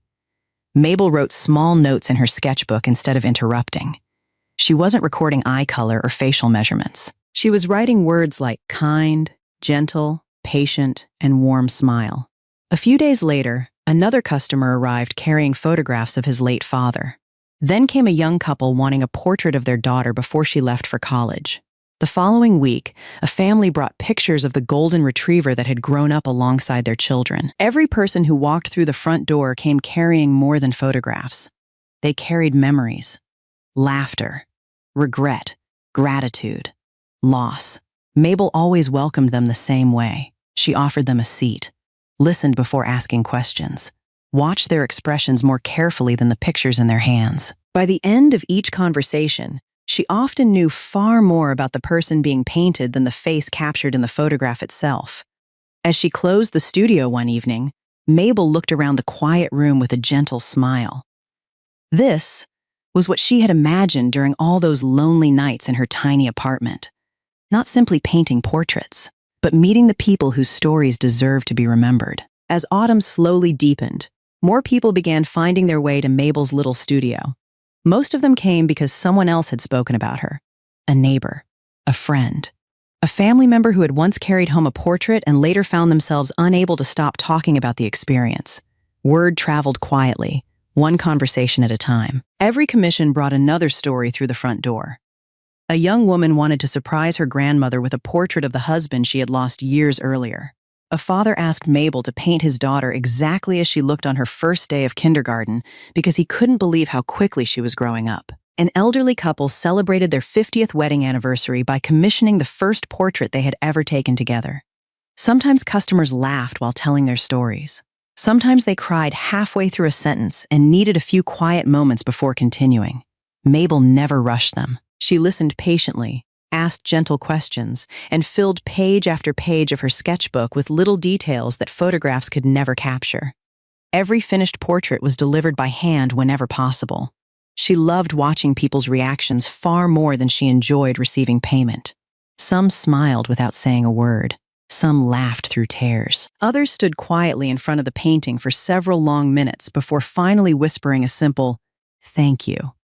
Those moments stayed with Mabel long after each customer had gone home. One afternoon, after delivering another completed portrait, she remained standing outside the customer's house for a few seconds before walking back toward her studio. Through the living room window, she saw 3 generations of the same family gathered around the painting she had just delivered. They weren't looking at the canvas anymore. They were telling stories about the grandfather whose portrait now hung above the fireplace. Children who had never met him listened with wide eyes while their grandmother smiled through tears. Mabel quietly turned away and continued walking. She suddenly realized something she had never understood when she first dreamed of becoming an artist. Her paintings weren't the destination. They were the beginning of conversations families thought they had already lost forever. That evening, after locking the studio for the night, Mabel walked slowly through the quiet autumn streets with a peaceful smile. Years earlier, she had believed she wanted to become a portrait artist because she loved painting faces. Now she finally understood the truth. She had never been painting faces at all. She had been preserving love, one memory at a time. One quiet afternoon, as golden leaves drifted lazily across the sidewalk outside, the small bell above the studio door chimed once again. Mabel looked up from the canvas she was working on and smiled. Welcome. 3 people stepped inside together. The first was an elderly gentleman with silver hair and a warm smile. His left hand rested lightly on the shoulder of a younger man guiding him through the doorway. Beside them stood a woman around the same age as the gentleman, gently holding his arm as though she had been doing it for many years. They moved slowly, not because of age, but because every step was taken together. "Good afternoon," the younger man said politely. "Are you Mabel?" "I am." "My name is Gray," he smiled before introducing the others. "This is my father, Martin, and my mother, Anna." Mabel greeted each of them warmly before noticing something unusual. Throughout the introductions, Martin's eyes never quite focused on anything in the room. They remained calm, almost peaceful, yet they never followed the direction of a voice or the movement around him. Only then did Mabel realize the truth. Martin couldn't see. Gray seemed to notice the brief hesitation crossing Mabel's face and spoke before she had the chance to wonder. "My father lost his eyesight during the war many years ago." Mabel's expression softened, not with pity, but with understanding. She simply nodded and invited them to sit near the front window where the afternoon sunlight filled the room with warmth. "What can I do for your family?" Anna reached into her handbag and carefully unfolded an old family photograph. "We've wanted a portrait of my husband for a long time," she said gently. "Not because we need another picture," she looked affectionately toward Martin before continuing, "but because I want our grandchildren to know the man he has always been." Mabel accepted the photograph with both hands. It showed a much younger Martin standing proudly in military uniform decades earlier. She studied it quietly before looking back at the elderly man sitting across from her. He wore the same gentle smile as the young soldier in the picture. Only time had added wrinkles where confidence once lived. "I'd be honored to paint him," Mabel said sincerely. Martin smiled faintly at the sound of her voice. "Then I guess I'll finally get to meet the young artist my wife has been talking about all week." Everyone laughed softly. The conversation that followed felt strangely comfortable, as though they had known each other much longer than a few minutes. Mabel had welcomed many families into her studio before. She didn't know it yet. But this family was about to change her life in ways she could never have imagined. Over the next few days, Martin, Anna, and Gray returned to the studio several times so Mabel could get to know the man she was about to paint. She didn't begin by opening her sketchbook. Instead, she pulled 4 chairs into a small circle near the front window and simply talked with them. "Mr. Martin," she asked gently one afternoon, "what makes you happiest these days?" Martin smiled without hesitation. "Hearing my wife's footsteps when she walks into the house." Anna lowered her head, smiling quietly beside him. Mabel smiled too before asking another question. "And what do you miss the most?" Martin thought for a moment. Watching people's eyes, the answer surprised everyone in the room. "Eyes?" Mabel asked softly. Martin nodded. "You can learn almost everything about a person from the way they look at someone they love. I haven't seen Anna's eyes in over 30 years. He reached over and found his wife's hand with practiced ease. "But I still remember exactly how they looked the day we got married." The room fell silent. Mabel didn't write anything down immediately. She simply watched the gentle smile on Martin's face while he spoke. Over the following hour, she asked very little about the old photograph. Instead, she asked about his life, his years in the military, the first time he met Anna, the day Gray was born, the little habits that still made everyone in the family laugh. Gray noticed something unusual. Mabel never once spoke to Martin differently because he was blind. She never raised her voice unnecessarily. She never apologized for what he couldn't see. She treated him exactly as she treated every other customer who walked through her door, with patience, curiosity, and genuine respect. When the portrait was finally finished several days later, Mabel carefully carried it to the easel. Before removing the protective cloth, she looked at Anna almost apologetically. "I should tell you something first," she said quietly. "While I was painting, I stopped following the photograph exactly." Anna looked puzzled. "What do you mean?" Mabel hesitated. "The more I listened to Mr. Martin, the more I found myself imagining the way he must have looked when he talked about your family." She looked down for a brief moment. "So, I painted the eyes I felt he still carries inside." The cloth slowly slipped away. Anna froze. Tears immediately welled in her eyes as she stepped closer to the portrait. Martin's face had aged naturally, every wrinkle telling the story of a life well lived. But his eyes, they shone with quiet warmth, kindness, and dignity. They weren't copied from the old photograph. They reflected the man Mabel had come to know through his words. Anna covered her mouth as tears rolled down her cheeks. "They're beautiful," she whispered. "These are the eyes I've been seeing all these years." Martin couldn't see the painting, but he heard his wife's voice break. A gentle smile spread across his face. "Then she painted me better than I deserve." Gray stood silently behind them, unable to take his eyes off Mabel. It wasn't simply because she was talented. It wasn't even because the portrait was beautiful. It was because, for the first time in a very long while, he had watched someone look beyond his father's blindness and see the man who had always been there. As the family prepared to leave, Gray turned back one last time.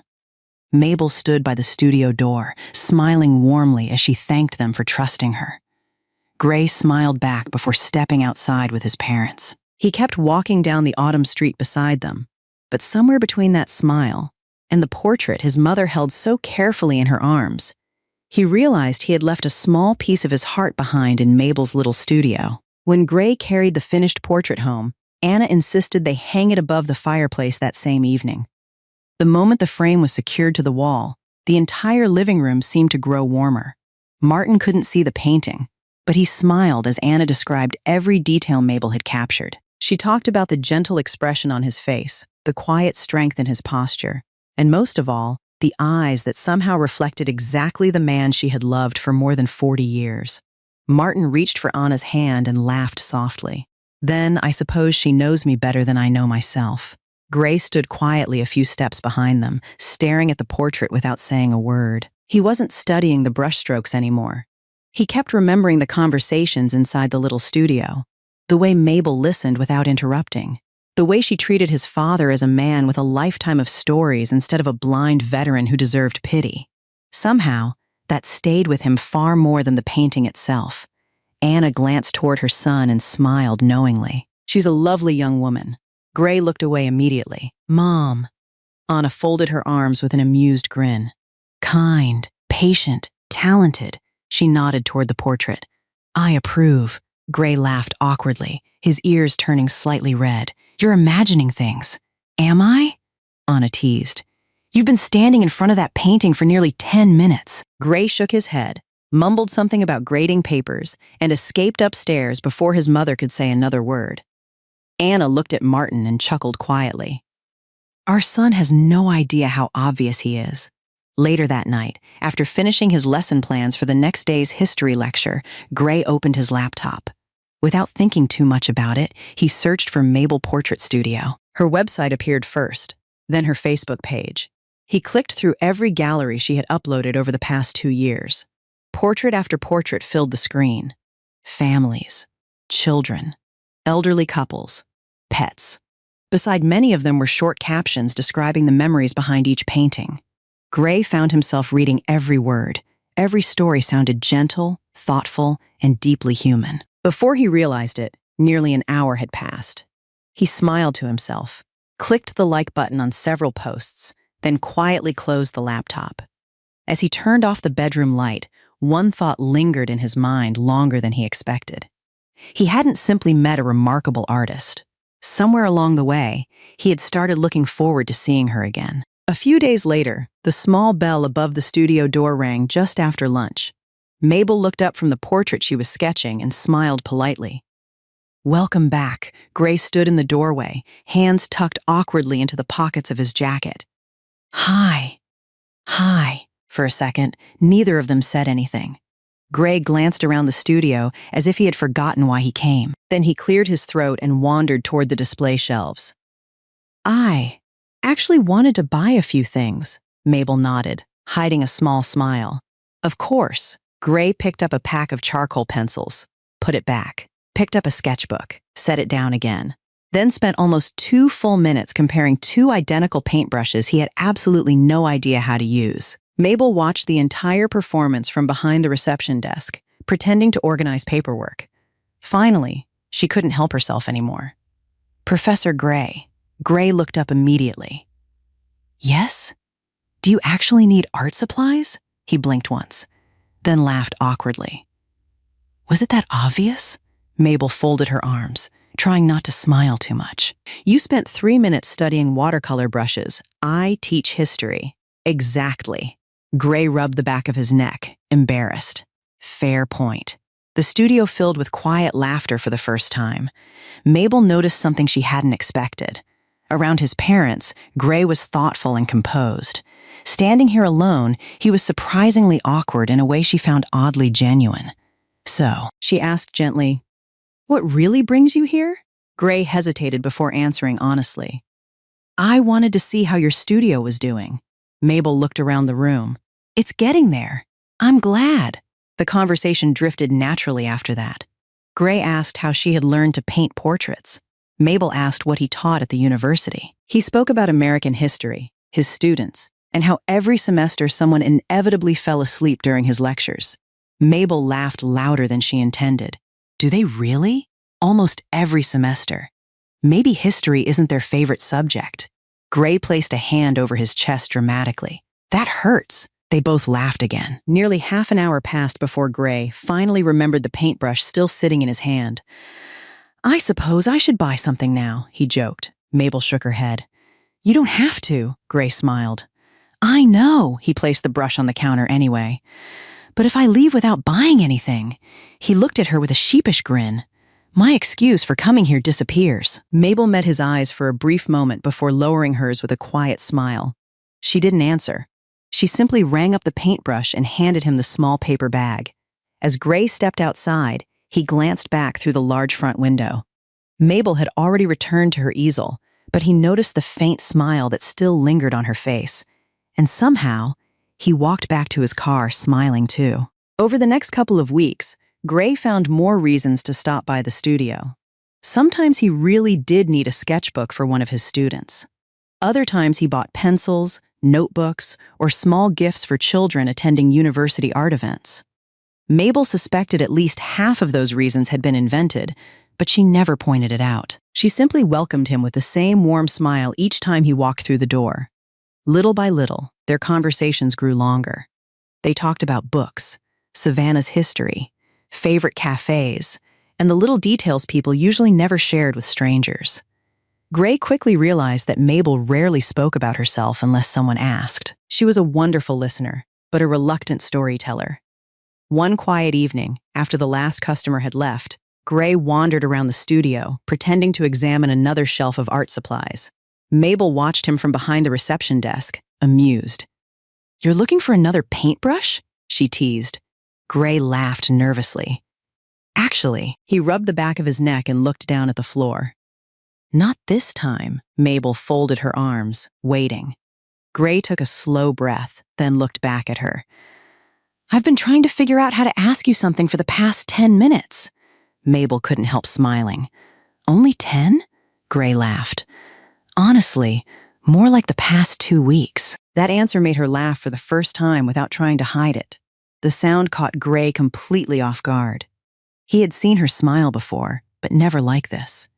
It was relaxed, bright, completely unguarded. For a brief second, he forgot the sentence he had rehearsed countless times. "Well?"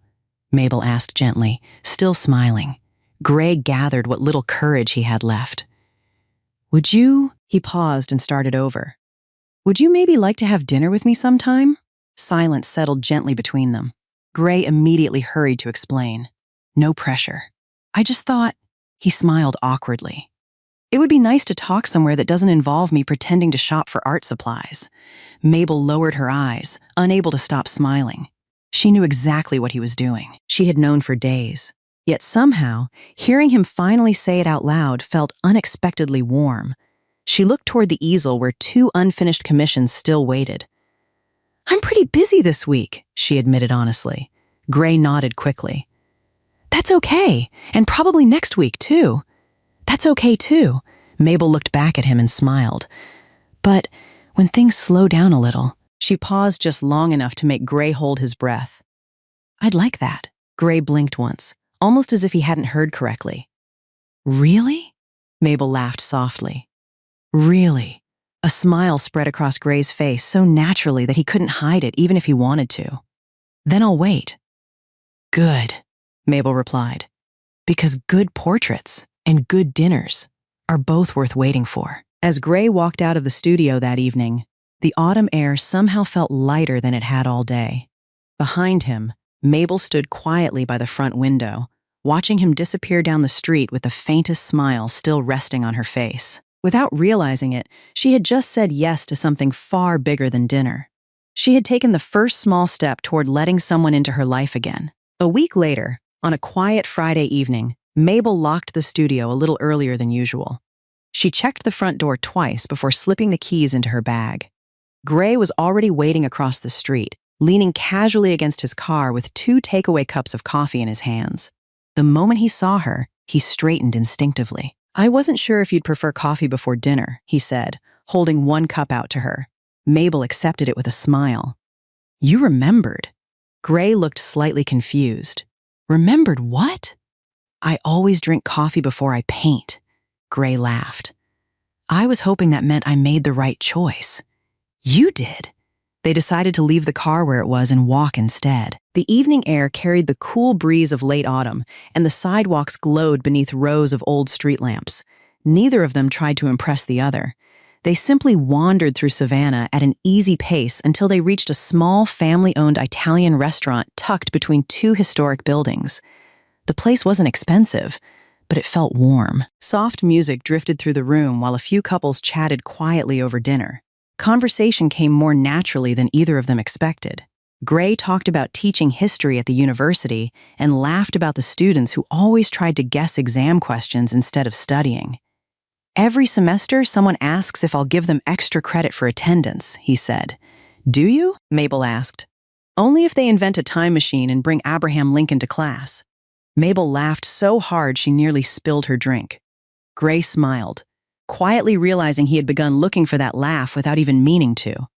Later, Gray asked the question he had been wondering about since the day they met. "Can I ask you something?" "Of course.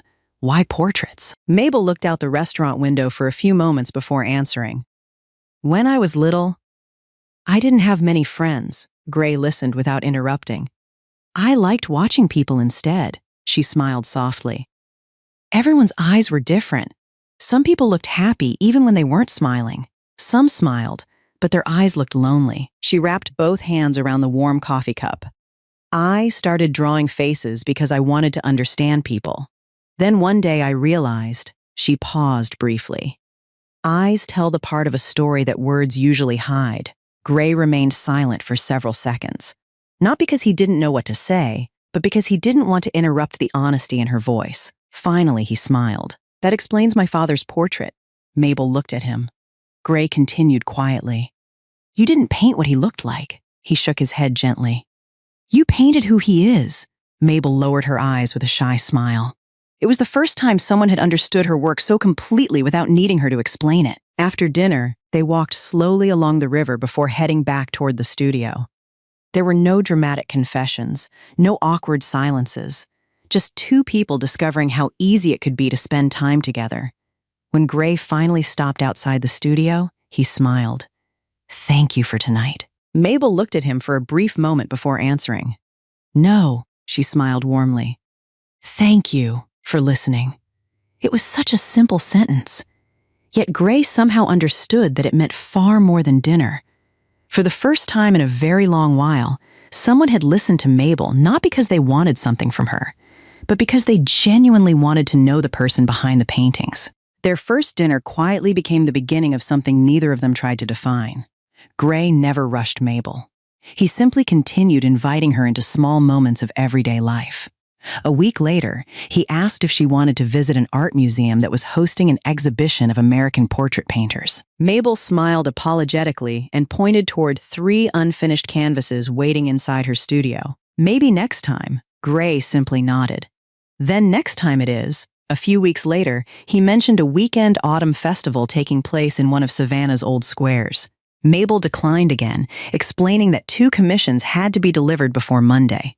Gray only smiled. Your customers come first. There was never disappointment in his voice, never pressure. He always accepted her answer as naturally as if he had expected it all along. Perhaps that was why, little by little, Mabel stopped feeling guilty every time she said no. Then one Saturday afternoon, Gray stopped by the studio carrying 2 admission tickets. There's a photography exhibition downtown tomorrow, he said. It closes this weekend. Mabel looked at the calendar hanging beside her desk. For the first time in months, she had no portrait scheduled for Sunday. She stared at the empty square on the calendar for several long seconds before looking back at Gray. All right, Gray blinked. All right, she laughed. I'll go. The smile that spread across Gray's face made Mabel laugh even harder. The exhibition turned into lunch. Lunch turned into a walk through Forsyth Park, where musicians played beneath towering oak trees covered in Spanish moss. Gray talked about the history behind the city's old monuments. Mabel pointed out little details most people never noticed. The way sunlight reflected differently through autumn leaves, the expressions of strangers sitting quietly on park benches, the tired eyes of a street musician who still smiled every time someone dropped $1 into his guitar case. They discovered they observed the world in completely different ways. Gray noticed events. Mabel noticed people. Somehow, those 2 perspectives fit together perfectly. Over the following months, saying yes became a little easier. They visited bookstores where Gray always left carrying twice as many books as he intended. They wandered through small art fairs where Mabel spent more time talking to local artists than looking at the paintings themselves. They attended community concerts, explored quiet neighborhoods neither of them had visited before, and occasionally ended long evenings sharing coffee outside the studio until the streets grew empty. Without realizing it, Mabel's life slowly changed. It was no longer just work, home, paint, sleep. There were conversations she looked forward to, places she wanted to visit, memories that had nothing to do with deadlines or commissions. The quiet girl who had once spent every free moment hiding behind an easel found herself laughing in crowded parks, wandering through museums, and staying out long enough to watch the city lights reflect across the river.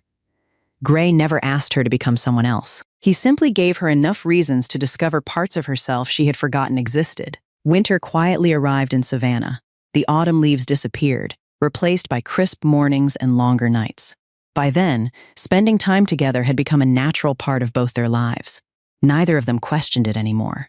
Gray still stopped by the studio whenever his schedule allowed. Sometimes he brought coffee. Sometimes he carried a history book he thought Mabel might enjoy because of the stories behind old portraits.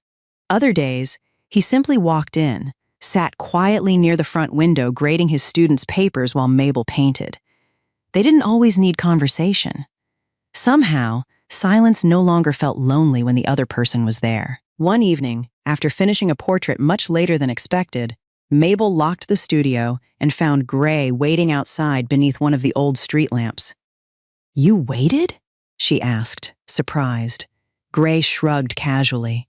I had papers to grade. He lifted the folder in his hand. Might as well do it somewhere with better company. Mabel laughed softly as they began walking toward her apartment. The streets were almost empty, and the cold winter air carried the faint smell of wood smoke from nearby homes. They talked about nothing important. A student who had accidentally submitted the wrong essay. A little girl who had hugged Mabel after receiving a portrait of her late grandmother. Tiny stories that somehow mattered because they were sharing them with each other. When they reached the entrance to her building, Gray stopped.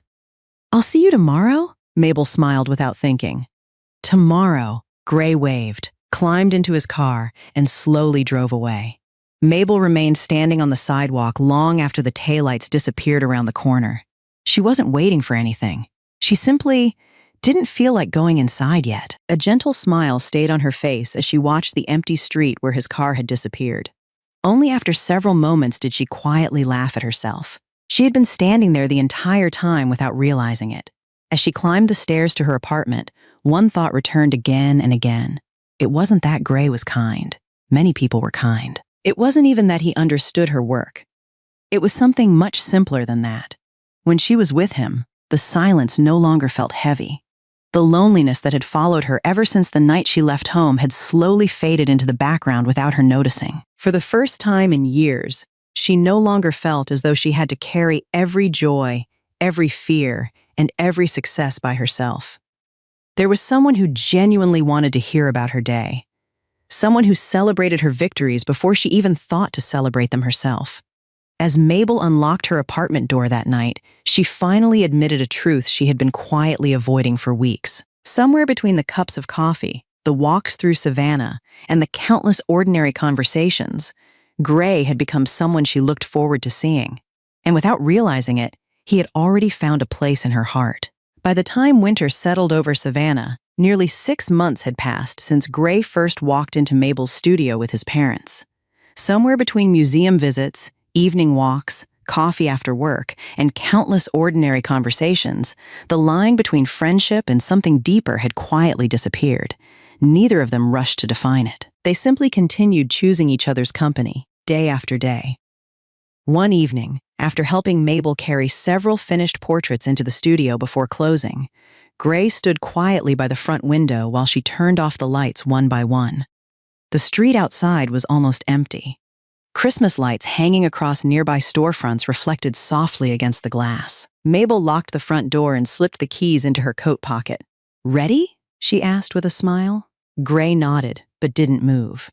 Mabel noticed the unusual silence and looked back at him. "Everything okay?" Gray smiled nervously. "Can I ask you something?" "Of course." He took a slow breath, searching for words he had rewritten in his mind 100 different times. "I've been thinking about this for a while." Mabel waited patiently. "I don't want to rush you." Gray's voice remained calm, but his hands had quietly tightened inside his coat pockets. "And I don't want to change what we already have." He looked into her eyes with the same honesty she had admired from the very beginning. "So I'm not going to ask if you'll be my girlfriend." Mabel tilted her head slightly, curious. Gray smiled gently. "I just want to ask." He paused for only a second before continuing. "Would you let me become part of your life?" The studio fell completely silent. Mabel looked at him for a long moment without speaking. Her thoughts drifted back through the past 2 years, the lonely motel room on her first night away from home, the cafe where she had worked until her feet ached, the nights she cried quietly while wondering whether her father had been right all along. Then she remembered the months that followed, the first customer, the tiny studio she had built with her own hands, the long conversations, the museums, the laughter she hadn't realized she still had inside her. Somewhere along that journey, Gray had never tried to rescue her. He had simply walked beside her.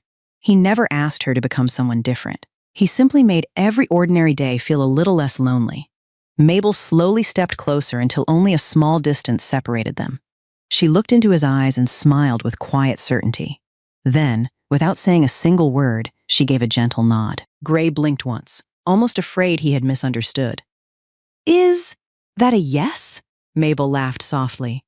Yes, the smile that spread across Gray's face was impossible to hide. He didn't cheer. He didn't celebrate. He simply looked happier than Mabel had ever seen him. For a few seconds, neither of them spoke. Then Gray carefully held out his hand. "Can we start with this?" Mabel smiled, slipped her hand into his, and gently intertwined their fingers. It was the first time either of them had ever held someone's hand that way. Their first love had not begun with grand promises or dramatic declarations. It began with something much simpler.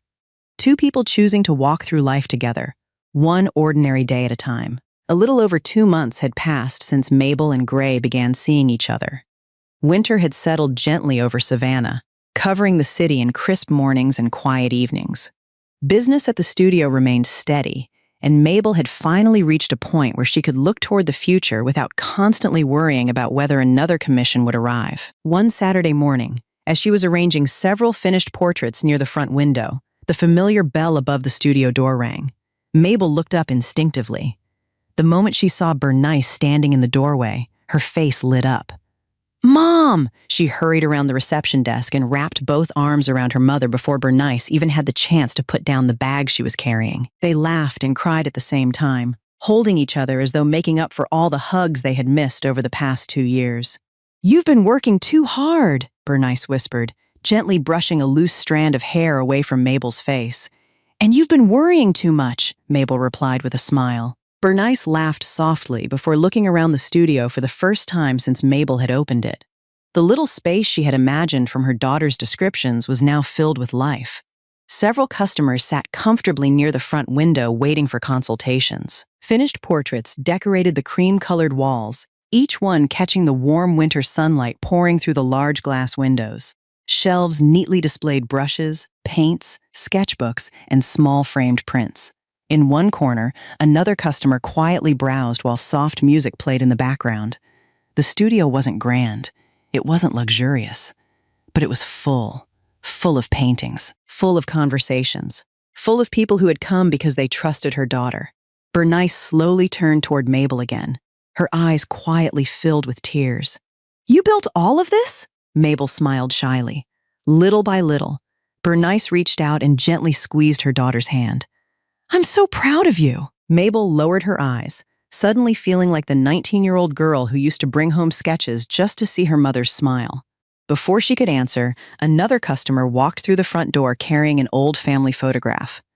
"Good morning," Mabel greeted warmly. "I'll be right with you." Bernice quietly stepped aside and watched as her daughter welcomed the customer with calm confidence, invited them to sit, and began listening to their story with the same patience she had always possessed. Standing there in the middle of the studio, Bernice realized something that brought both relief and gratitude to her heart. Mabel hadn't simply become a successful artist. She had become exactly the kind of person she was always meant to be. What Bernice didn't tell her was that, just across the street, Charles sat quietly inside his truck. His hands rested on the steering wheel, but his eyes never left the studio window. Through the glass, he could see his daughter moving confidently between customers, smiling as she listened, laughing softly as she spoke. He had imagined this moment countless times. Yet even now, with only a road separating them, he still couldn't gather the courage to open the truck door. After the last customer left, the studio finally grew quiet again. The winter sunlight had begun fading beyond the large front windows, leaving the room wrapped in a warm golden glow. Mabel walked back toward Bernice, who was still slowly admiring the portraits displayed along the walls. She paused in front of one painting for several moments before turning toward her daughter with a gentle smile. "Business seems good," Mabel nodded. "I'm grateful. It's been busy lately." Bernice looked around once more before taking a slow breath. There was something she had wanted to say ever since leaving home that morning. She simply hadn't known how to begin. Finally, she reached into her handbag and pulled out an old photograph. It showed Charles and Bernice standing together years ago, smiling awkwardly into the camera during a church picnic. The edges had faded with time. Bernice gently placed it on the table between them. "Honey," she said softly, "would you paint one portrait for your father and me?" Mabel's fingers slowly came to rest on the photograph. She didn't answer immediately. She simply looked at it for a long time. Then she looked back at her mother. In that single moment, she understood. This wasn't a commission. Bernice hadn't traveled hundreds of miles because she needed another painting hanging on the wall. This was the first hand reaching across the distance that had separated their family for more than 2 years. It was an apology that didn't know how to become words. A quiet request to begin again. Mabel swallowed gently as her eyes began to glisten. "Of course," she whispered. Bernice smiled with visible relief. "Thank you." Mabel carefully picked up the old photograph again before quietly shaking her head. "I don't think I'll need this very much." Bernice looked at her curiously. "Why not?" Mabel smiled faintly. "Because I'd rather paint the two of you, as you are now." Bernice's heart tightened. She understood exactly what her daughter meant. The wrinkles, the gray hair, the years that had passed, even the pain they had carried. None of it needed to be hidden. Those were now part of their story, too. Mabel looked toward the empty chair beside the easel. Then, after a brief pause, she asked the question both of them had been quietly avoiding. "Mom," her voice was almost a whisper. "Did Dad come with you?" Bernice looked toward the front window for a brief moment before answering honestly this time. Yes. Mabel's eyes lifted immediately. He's here? Bernice nodded. He drove me. A long silence settled between them. Finally, Bernice spoke softly. He's been sitting outside for almost 2 hours. Mabel slowly lowered her eyes. Without saying another word, she walked toward the studio door, gently unlocked it, and looked through the front window toward the street beyond. Mabel slowly pushed open the studio door and stepped onto the sidewalk. Her eyes instinctively searched the quiet winter street. Across the road, beneath the bare branches of an old oak tree, Charles stood beside his truck. He must have seen the studio door open because he had already stepped out of the driver's seat. The moment their eyes met, both of them stopped walking. More than 2 years had passed since the night Mabel left home, carrying nothing but a suitcase and a broken heart. Now, they stood only a few yards apart, yet neither of them seemed able to take another step. Mabel looked at her father carefully. He looked older than she remembered. His shoulders, once broad and steady, had begun to stoop ever so slightly. More gray had settled into his hair, and deep lines now surrounded eyes that carried a tiredness she had never noticed before. He had grown thinner, too. The strong man who had once seemed capable of carrying the weight of the entire family now looked as though he had been carrying something much heavier. Charles quietly looked back at his daughter. She had changed, too. The cheerful 18-year-old who once filled the house with music and the scent of fresh paint had become a young woman. Her face was leaner. Her hands, stained faintly with dried oil paint, no longer belonged to a girl chasing a dream. They belonged to someone who had worked relentlessly to build one. For several long moments, neither of them spoke.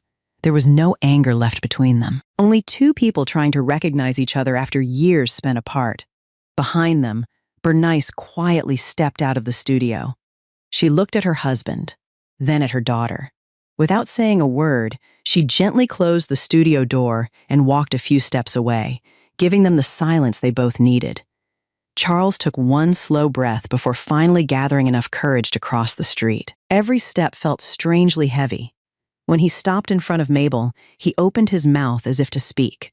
Nothing came out. Mabel looked up at him. Their eyes met again. For the first time in more than 2 years, there was no fire between them, no shouting, no stubbornness, only a father, and the daughter he had missed every single day. The winter wind drifted softly through the quiet street as they simply stood there, looking at one another, neither of them yet knowing how to begin. Mabel led Charles and Bernice back inside the studio. The afternoon customers had already gone, leaving the room wrapped in a peaceful silence. Soft winter light filtered through the large front window, settling gently across the easel waiting in the middle of the room. "Would you both sit here?"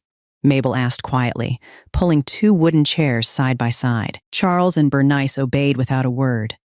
They sat close enough that their shoulders almost touched, just as they had done in countless old family photographs. Mabel stood behind the easel for a moment, studying them in silence before squeezing fresh paint onto her palette. The only sound that filled the studio was the gentle scratching of charcoal across canvas. Every few minutes, she would look up, first at her mother, then at her father. Her eyes lingered on the wrinkles time had carved around their smiles, the silver strands woven through their hair, and the quiet tenderness that still remained between them despite everything they had endured. Charles sat almost perfectly still. Every now and then, he stole a glance toward his daughter. She painted exactly the way she had as a little girl, completely absorbed, her head tilting slightly whenever she searched for the right line or the right shade of color. It felt strangely familiar, yet heartbreakingly distant at the same time. Nearly an hour passed before Mabel quietly stepped closer to the canvas. Instead of reaching for another color, she picked up a thinner brush. For several long moments, she painted near the empty space between Charles and Bernice. Neither of them could see what she was adding. They simply watched her work in silence. Finally, Mabel lowered her brush and stepped back. She looked at the portrait for a long time before taking a slow breath. "It's finished," she said softly. She carefully turned the easel toward them. Charles and Bernice looked up together.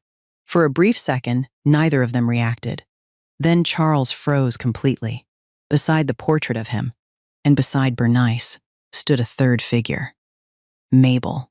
She wasn't standing behind them or somewhere in the background. She stood between her parents, smiling gently, her shoulders touching theirs as though she had never left home at all. The family portrait Charles thought he had lost forever was whole again. His lips trembled uncontrollably. He stared at the painting without blinking, as though afraid it might disappear if he looked away. A tear rolled slowly down his weathered face. Then another. He lifted a shaking hand toward the canvas but stopped just short of touching it. "You," his voice cracked before he could finish. He looked from the portrait to his daughter and back again. For more than 2 years, Charles had lived believing he had destroyed the most precious dream his daughter ever carried. Yet standing before him now was something even greater than forgiveness. Without asking for anything in return, Mabel had quietly brought herself back into the family he believed he had broken forever. The studio fell completely silent. Charles remained standing in front of the portrait, unable to take his eyes off it. His shoulders trembled as tears continued running freely down his face. For more than 2 years, he had imagined countless ways this reunion might happen. He had rehearsed explanations, excuses, reasons. Yet standing before the painting his daughter had just finished, every one of those words suddenly felt meaningless. Slowly, Charles turned toward Mabel. His eyes were red, his breathing uneven. He took one hesitant step closer, then another. When he finally stood in front of her, he lowered his head. For the first time in his life, the man who had always believed he needed to stay strong for everyone else allowed himself to completely break. "I'm sorry." His voice was barely more than a whisper. There were no explanations, no attempt to justify what he had done, no speeches about wanting the best for her. Just 2 simple words carrying every sleepless night, every tear shed in an empty bedroom, and every ounce of regret he had carried since the flames consumed her paintings. Mabel looked at her father for several long seconds. She remembered the fire. She remembered leaving home with a suitcase. She remembered the nights she had cried alone, convinced she had lost her family forever. But she also remembered the envelopes of money that had somehow arrived whenever life became hardest. The quiet concern hidden behind every message her mother passed along. The father who had waited across the street because he loved her too much to risk hurting her again. Tears slowly filled her own eyes. Without saying a single word, Mabel stepped forward and wrapped both arms around her father. Charles froze for only a heartbeat before holding her as tightly as he could. The years of distance disappeared in a single embrace. He buried his face against his daughter's shoulder and cried openly, no longer caring who might see him. "I'm so proud of you," he whispered through broken sobs. "I should have believed in you. I should have believed in you." Mabel shook her head gently, her own tears soaking into his jacket. "We're here now, Dad." That was all she said. She didn't ask him to relive the past. She didn't ask for another apology. She simply held him tighter. A few steps away, Bernice covered her mouth as tears streamed down her cheeks. She had dreamed of this moment for more nights than she could count. Quietly, she walked over and wrapped her arms around both of them. For the first time in more than 2 years, the 3 of them stood together again, not separated by anger, fear, or regret, but held together by forgiveness. Outside, the winter afternoon continued as though nothing extraordinary had happened. Inside the little portrait studio, a family that had once been torn apart finally found its way back to one another. Charles and Bernice stayed in Savannah for several more days at Mabel's insistence. "You came all this way," she told them with a smile. "You're not leaving after just one afternoon," neither of them argued. There was too much lost time to make up for. The following morning, Gray arrived at the studio carrying a small box of pastries, only to stop in surprise when he saw Charles standing beside the front window. For a brief moment, the 2 men simply looked at one another. Then Gray smiled politely and held out his hand. "It's nice to finally meet you, Mr. Turner." Charles accepted the handshake with a firm grip. "I've heard a lot about you," Gray laughed nervously. "I hope only the good parts." Charles glanced toward Mabel, who was pretending not to listen while arranging fresh flowers near the counter. A faint smile appeared on his face. "Mostly." The ice broke almost immediately. Over the next few days, Gray became their unofficial tour guide. He drove them through Savannah's historic streets, stopping to explain the stories behind old churches, centuries-old homes, and monuments that most visitors simply walked past without noticing. As a history professor, he somehow made every corner of the city feel alive. Martin and Anna even joined them one afternoon after hearing Charles and Bernice were in town. Together, the six of them wandered through Forsyth Park beneath bare winter trees before ending the day at a small riverside restaurant overlooking the Savannah River. Mabel noticed something that made her heart quietly warm. Charles rarely spoke much around Gray. He mostly listened. But every now and then, she caught her father watching Gray in silence. He watched the way Gray instinctively slowed his pace whenever Martin needed guidance, the way he always opened the car door for Anna before getting in himself, the way he naturally carried the heavier bags whenever Bernice tried, insisting she could manage on her own. Most of all, Charles watched how Gray looked at Mabel. There was no pity, no desire to change her, only quiet admiration and genuine respect. One afternoon, while Mabel stepped inside a bookstore looking for a gift, Charles and Gray remained outside alone for the first time. Neither of them spoke for a while. Finally, Charles looked toward the bookstore window where Mabel was smiling at something she had found on a shelf. "She smiles a lot more now," he said quietly. Gray followed his gaze. "She does," Charles nodded almost to himself. "She didn't, for a long time." Gray remained silent, understanding there was far more hidden inside those few words than Charles was willing to say aloud. After another quiet moment, Charles turned toward him. "Thank you." Gray looked surprised. "For what?" Charles smiled faintly. "For helping my daughter remember how to laugh again." Gray didn't answer immediately. He simply looked through the bookstore window at Mabel, who was still completely unaware they were talking about her. Then he smiled. She already had that smile. He glanced back at Charles. She just needed someone to remind her it was still there. Charles felt something tighten gently in his chest. For the first time since Mabel was a little girl, he no longer worried about whether she would be all right after he was gone. Looking at the young man standing beside him, he quietly realized something every father hopes to find one day. His daughter had found someone who would never ask her to give up the person she truly was. And somehow, that gave him a peace he hadn't felt in years. On their final evening in Savannah, after Charles and Bernice had returned to the hotel to rest, Gray drove Mabel back to the studio. The city was unusually quiet. Christmas lights stretched across the old streets, reflecting softly against the shop windows as a gentle winter breeze drifted through the empty sidewalks. Neither of them hurried to say goodnight. They stood outside the studio for a while, talking about nothing in particular. Mabel smiled as she told him how relieved she felt after finally making peace with her parents. "It feels strange," she admitted. "For more than 2 years, I kept imagining this day. I thought I'd know exactly what to say." Gray looked at her. "But you didn't." Mabel laughed softly and shook her head. "No." She glanced toward the quiet street before continuing. "When I hugged my dad, somehow all the words just disappeared." Gray smiled. "Maybe that's because some things don't need words." Mabel nodded thoughtfully. They stood together in comfortable silence for another moment. Finally, Gray took a slow breath. "There's something I've wanted to tell you." Mabel turned toward him. "What is it?" Gray looked down briefly, searching for the courage he had rehearsed all afternoon. When he finally met her eyes again, there was nothing awkward about his expression anymore. Only honesty.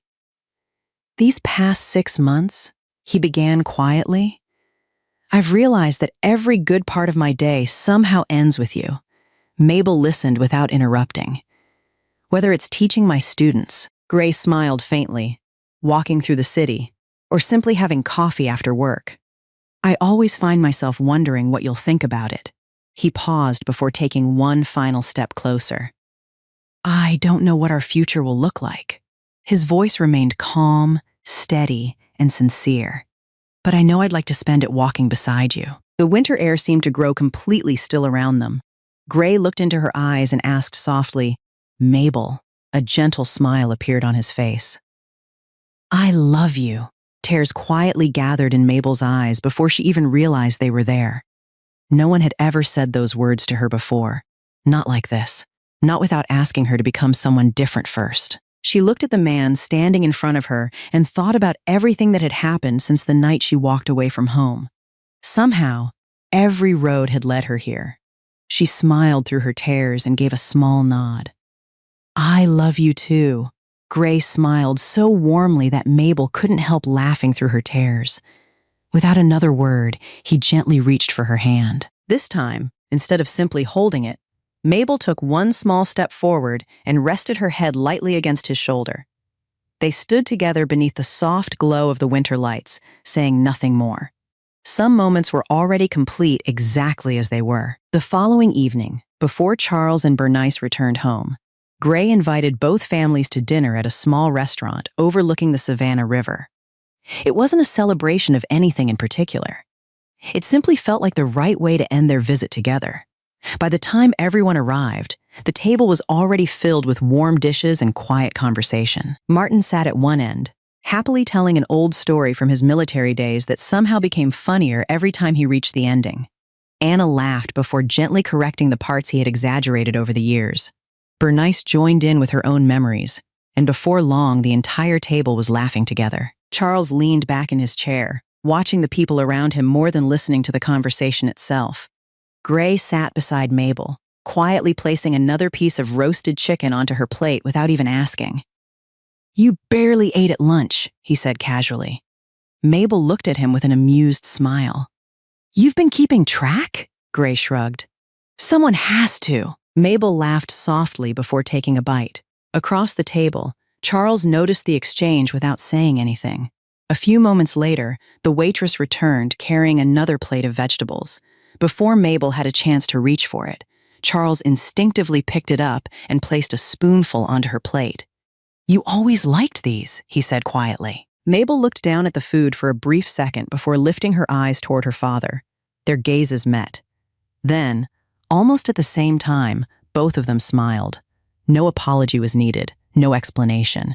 It was simply a father remembering what his daughter loved to eat. Bernice noticed the moment and quietly reached beneath the table to squeeze Charles's hand. He didn't pull away this time. The conversation continued long into the evening. Martin spoke about the first time he met Anna. Gray teased his mother for telling the same family stories every holiday.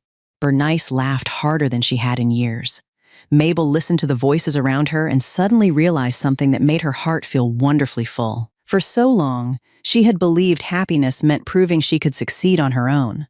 Sitting there now, surrounded by the people she loved, she finally understood that success had never been the destination.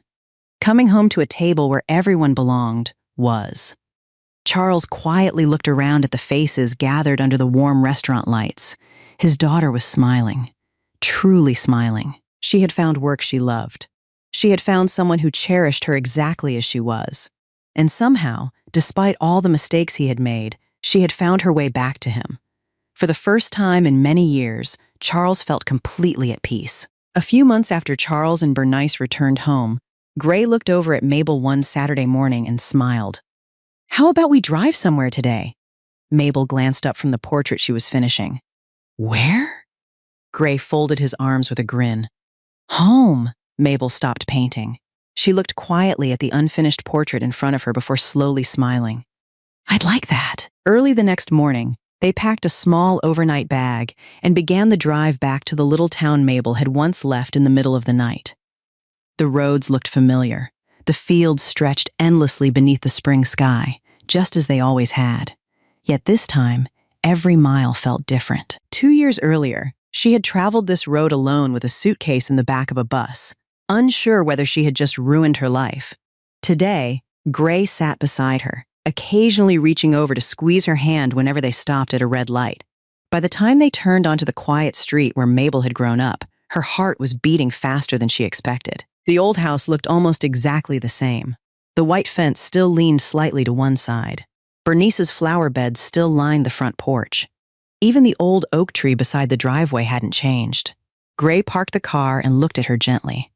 "Ready?" Mabel took a slow breath before nodding. Yeah, this time, she didn't stand outside wondering whether she should leave. She walked straight toward the front door. Before she even had the chance to knock, the door swung open. Bernice hurried outside with tears already in her eyes. "Honey!" Mabel smiled and hugged her mother tightly. A second later, Charles appeared in the doorway. He froze only for an instant before walking down the porch steps. Mabel turned toward him. Neither of them hesitated anymore. She crossed the small distance between them and wrapped both arms around her father. Charles held her just as tightly, gently resting one hand on the back of her head the way he had when she was a little girl. "Welcome home," he whispered. Mabel closed her eyes for a moment, smiling through tears. "It's good to be home, Dad." As they stepped inside together, she looked around the familiar living room. Nothing had really changed. The old family photographs still lined the shelves. The dining table stood in exactly the same place.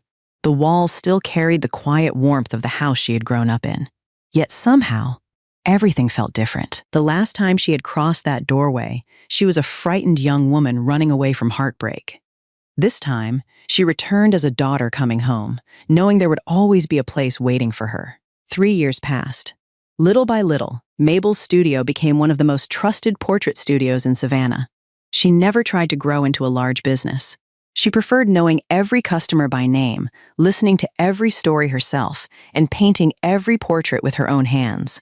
That was the life she had always dreamed of. During those same years, she quietly set aside part of every commission she earned. Not for a bigger studio, not for a luxury car. She was saving for something far more important. One spring afternoon, Mabel drove back to her parents' house carrying a folder in her hands. Charles and Bernice looked at her curiously as she spread several documents across the dining table. "I've been thinking about this for a long time," Mabel said with a smile. "I don't want the two of you living here by yourselves anymore," Charles frowned slightly. "We're doing just fine," Mabel laughed softly. "I know you are." She reached over and gently placed her hand on top of his. "But I'd like my family close to me." She looked toward the papers again. "I've already found a house in Savannah." Charles and Bernice exchanged surprised glances. "A house?" Bernice asked. Mabel nodded. "Not far from the studio," she smiled. "If we sell this place, I've saved enough to cover the rest." Charles opened his mouth to protest before quietly closing it again. He looked around the house that had held every memory of their family for decades. Then he looked at his daughter. He finally understood that she wasn't asking them to leave their home behind. She was asking them to come home with her. Several months later, a moving truck slowly pulled into a quiet neighborhood only a few streets away from Mabel's studio. Charles carried the last box inside before stopping to look around the new house. It wasn't extravagant. It didn't need to be. It was warm, bright, and close enough that he could walk to the studio every morning if he wanted to. Before long, a new routine quietly settled into everyone's lives. Every morning, Charles unlocked the studio before Mabel arrived. He carefully dusted every frame hanging on the walls, polished the front windows until they shone, and greeted the first customers with the warm smile he once thought he had lost forever. Bernice filled the flower boxes outside the entrance with colorful blooms that changed with every season. Customers often stopped to admire them before walking inside. Gray continued teaching history at the university, and whenever his classes ended early, he stopped by the studio carrying coffee for everyone. Martin and Anna visited often, usually bringing homemade desserts that somehow disappeared before the afternoon was over. One evening, after closing the studio, the familiar group gathered around the dinner table inside Mabel's home. Charles reached across without thinking and placed another spoonful of mashed potatoes onto his daughter's plate. "You always eat too little," he muttered. Mabel laughed. "Some things never change." Bernice smiled as she poured everyone another glass of tea. Gray began telling a story about one of his students, making Martin laugh so hard that Anna had to remind him to finish chewing before speaking. The room filled with easy conversation, gentle teasing, and the kind of laughter that only exists when everyone feels completely at home. Mabel looked around the table quietly. Years ago, the last dinner they shared in this family had ended in silence so heavy that no one could even look at one another. Tonight, the same simple act of sharing a meal felt completely different. There was no fear, no regret, no distance left between them. After dinner, Mabel walked back into the studio to turn off the last remaining light. Before leaving, she paused in front of the portrait hanging on the wall behind the reception desk. Charles, Bernice, and herself, standing shoulder to shoulder, smiling as though they had never been apart. She looked at it for a long moment before switching off the light. The portrait remained there in the quiet darkness, a reminder that the greatest masterpiece she would ever create had never been painted with oil or brushes. It had been painted with forgiveness, love, and the courage of a family who found their way back to one another.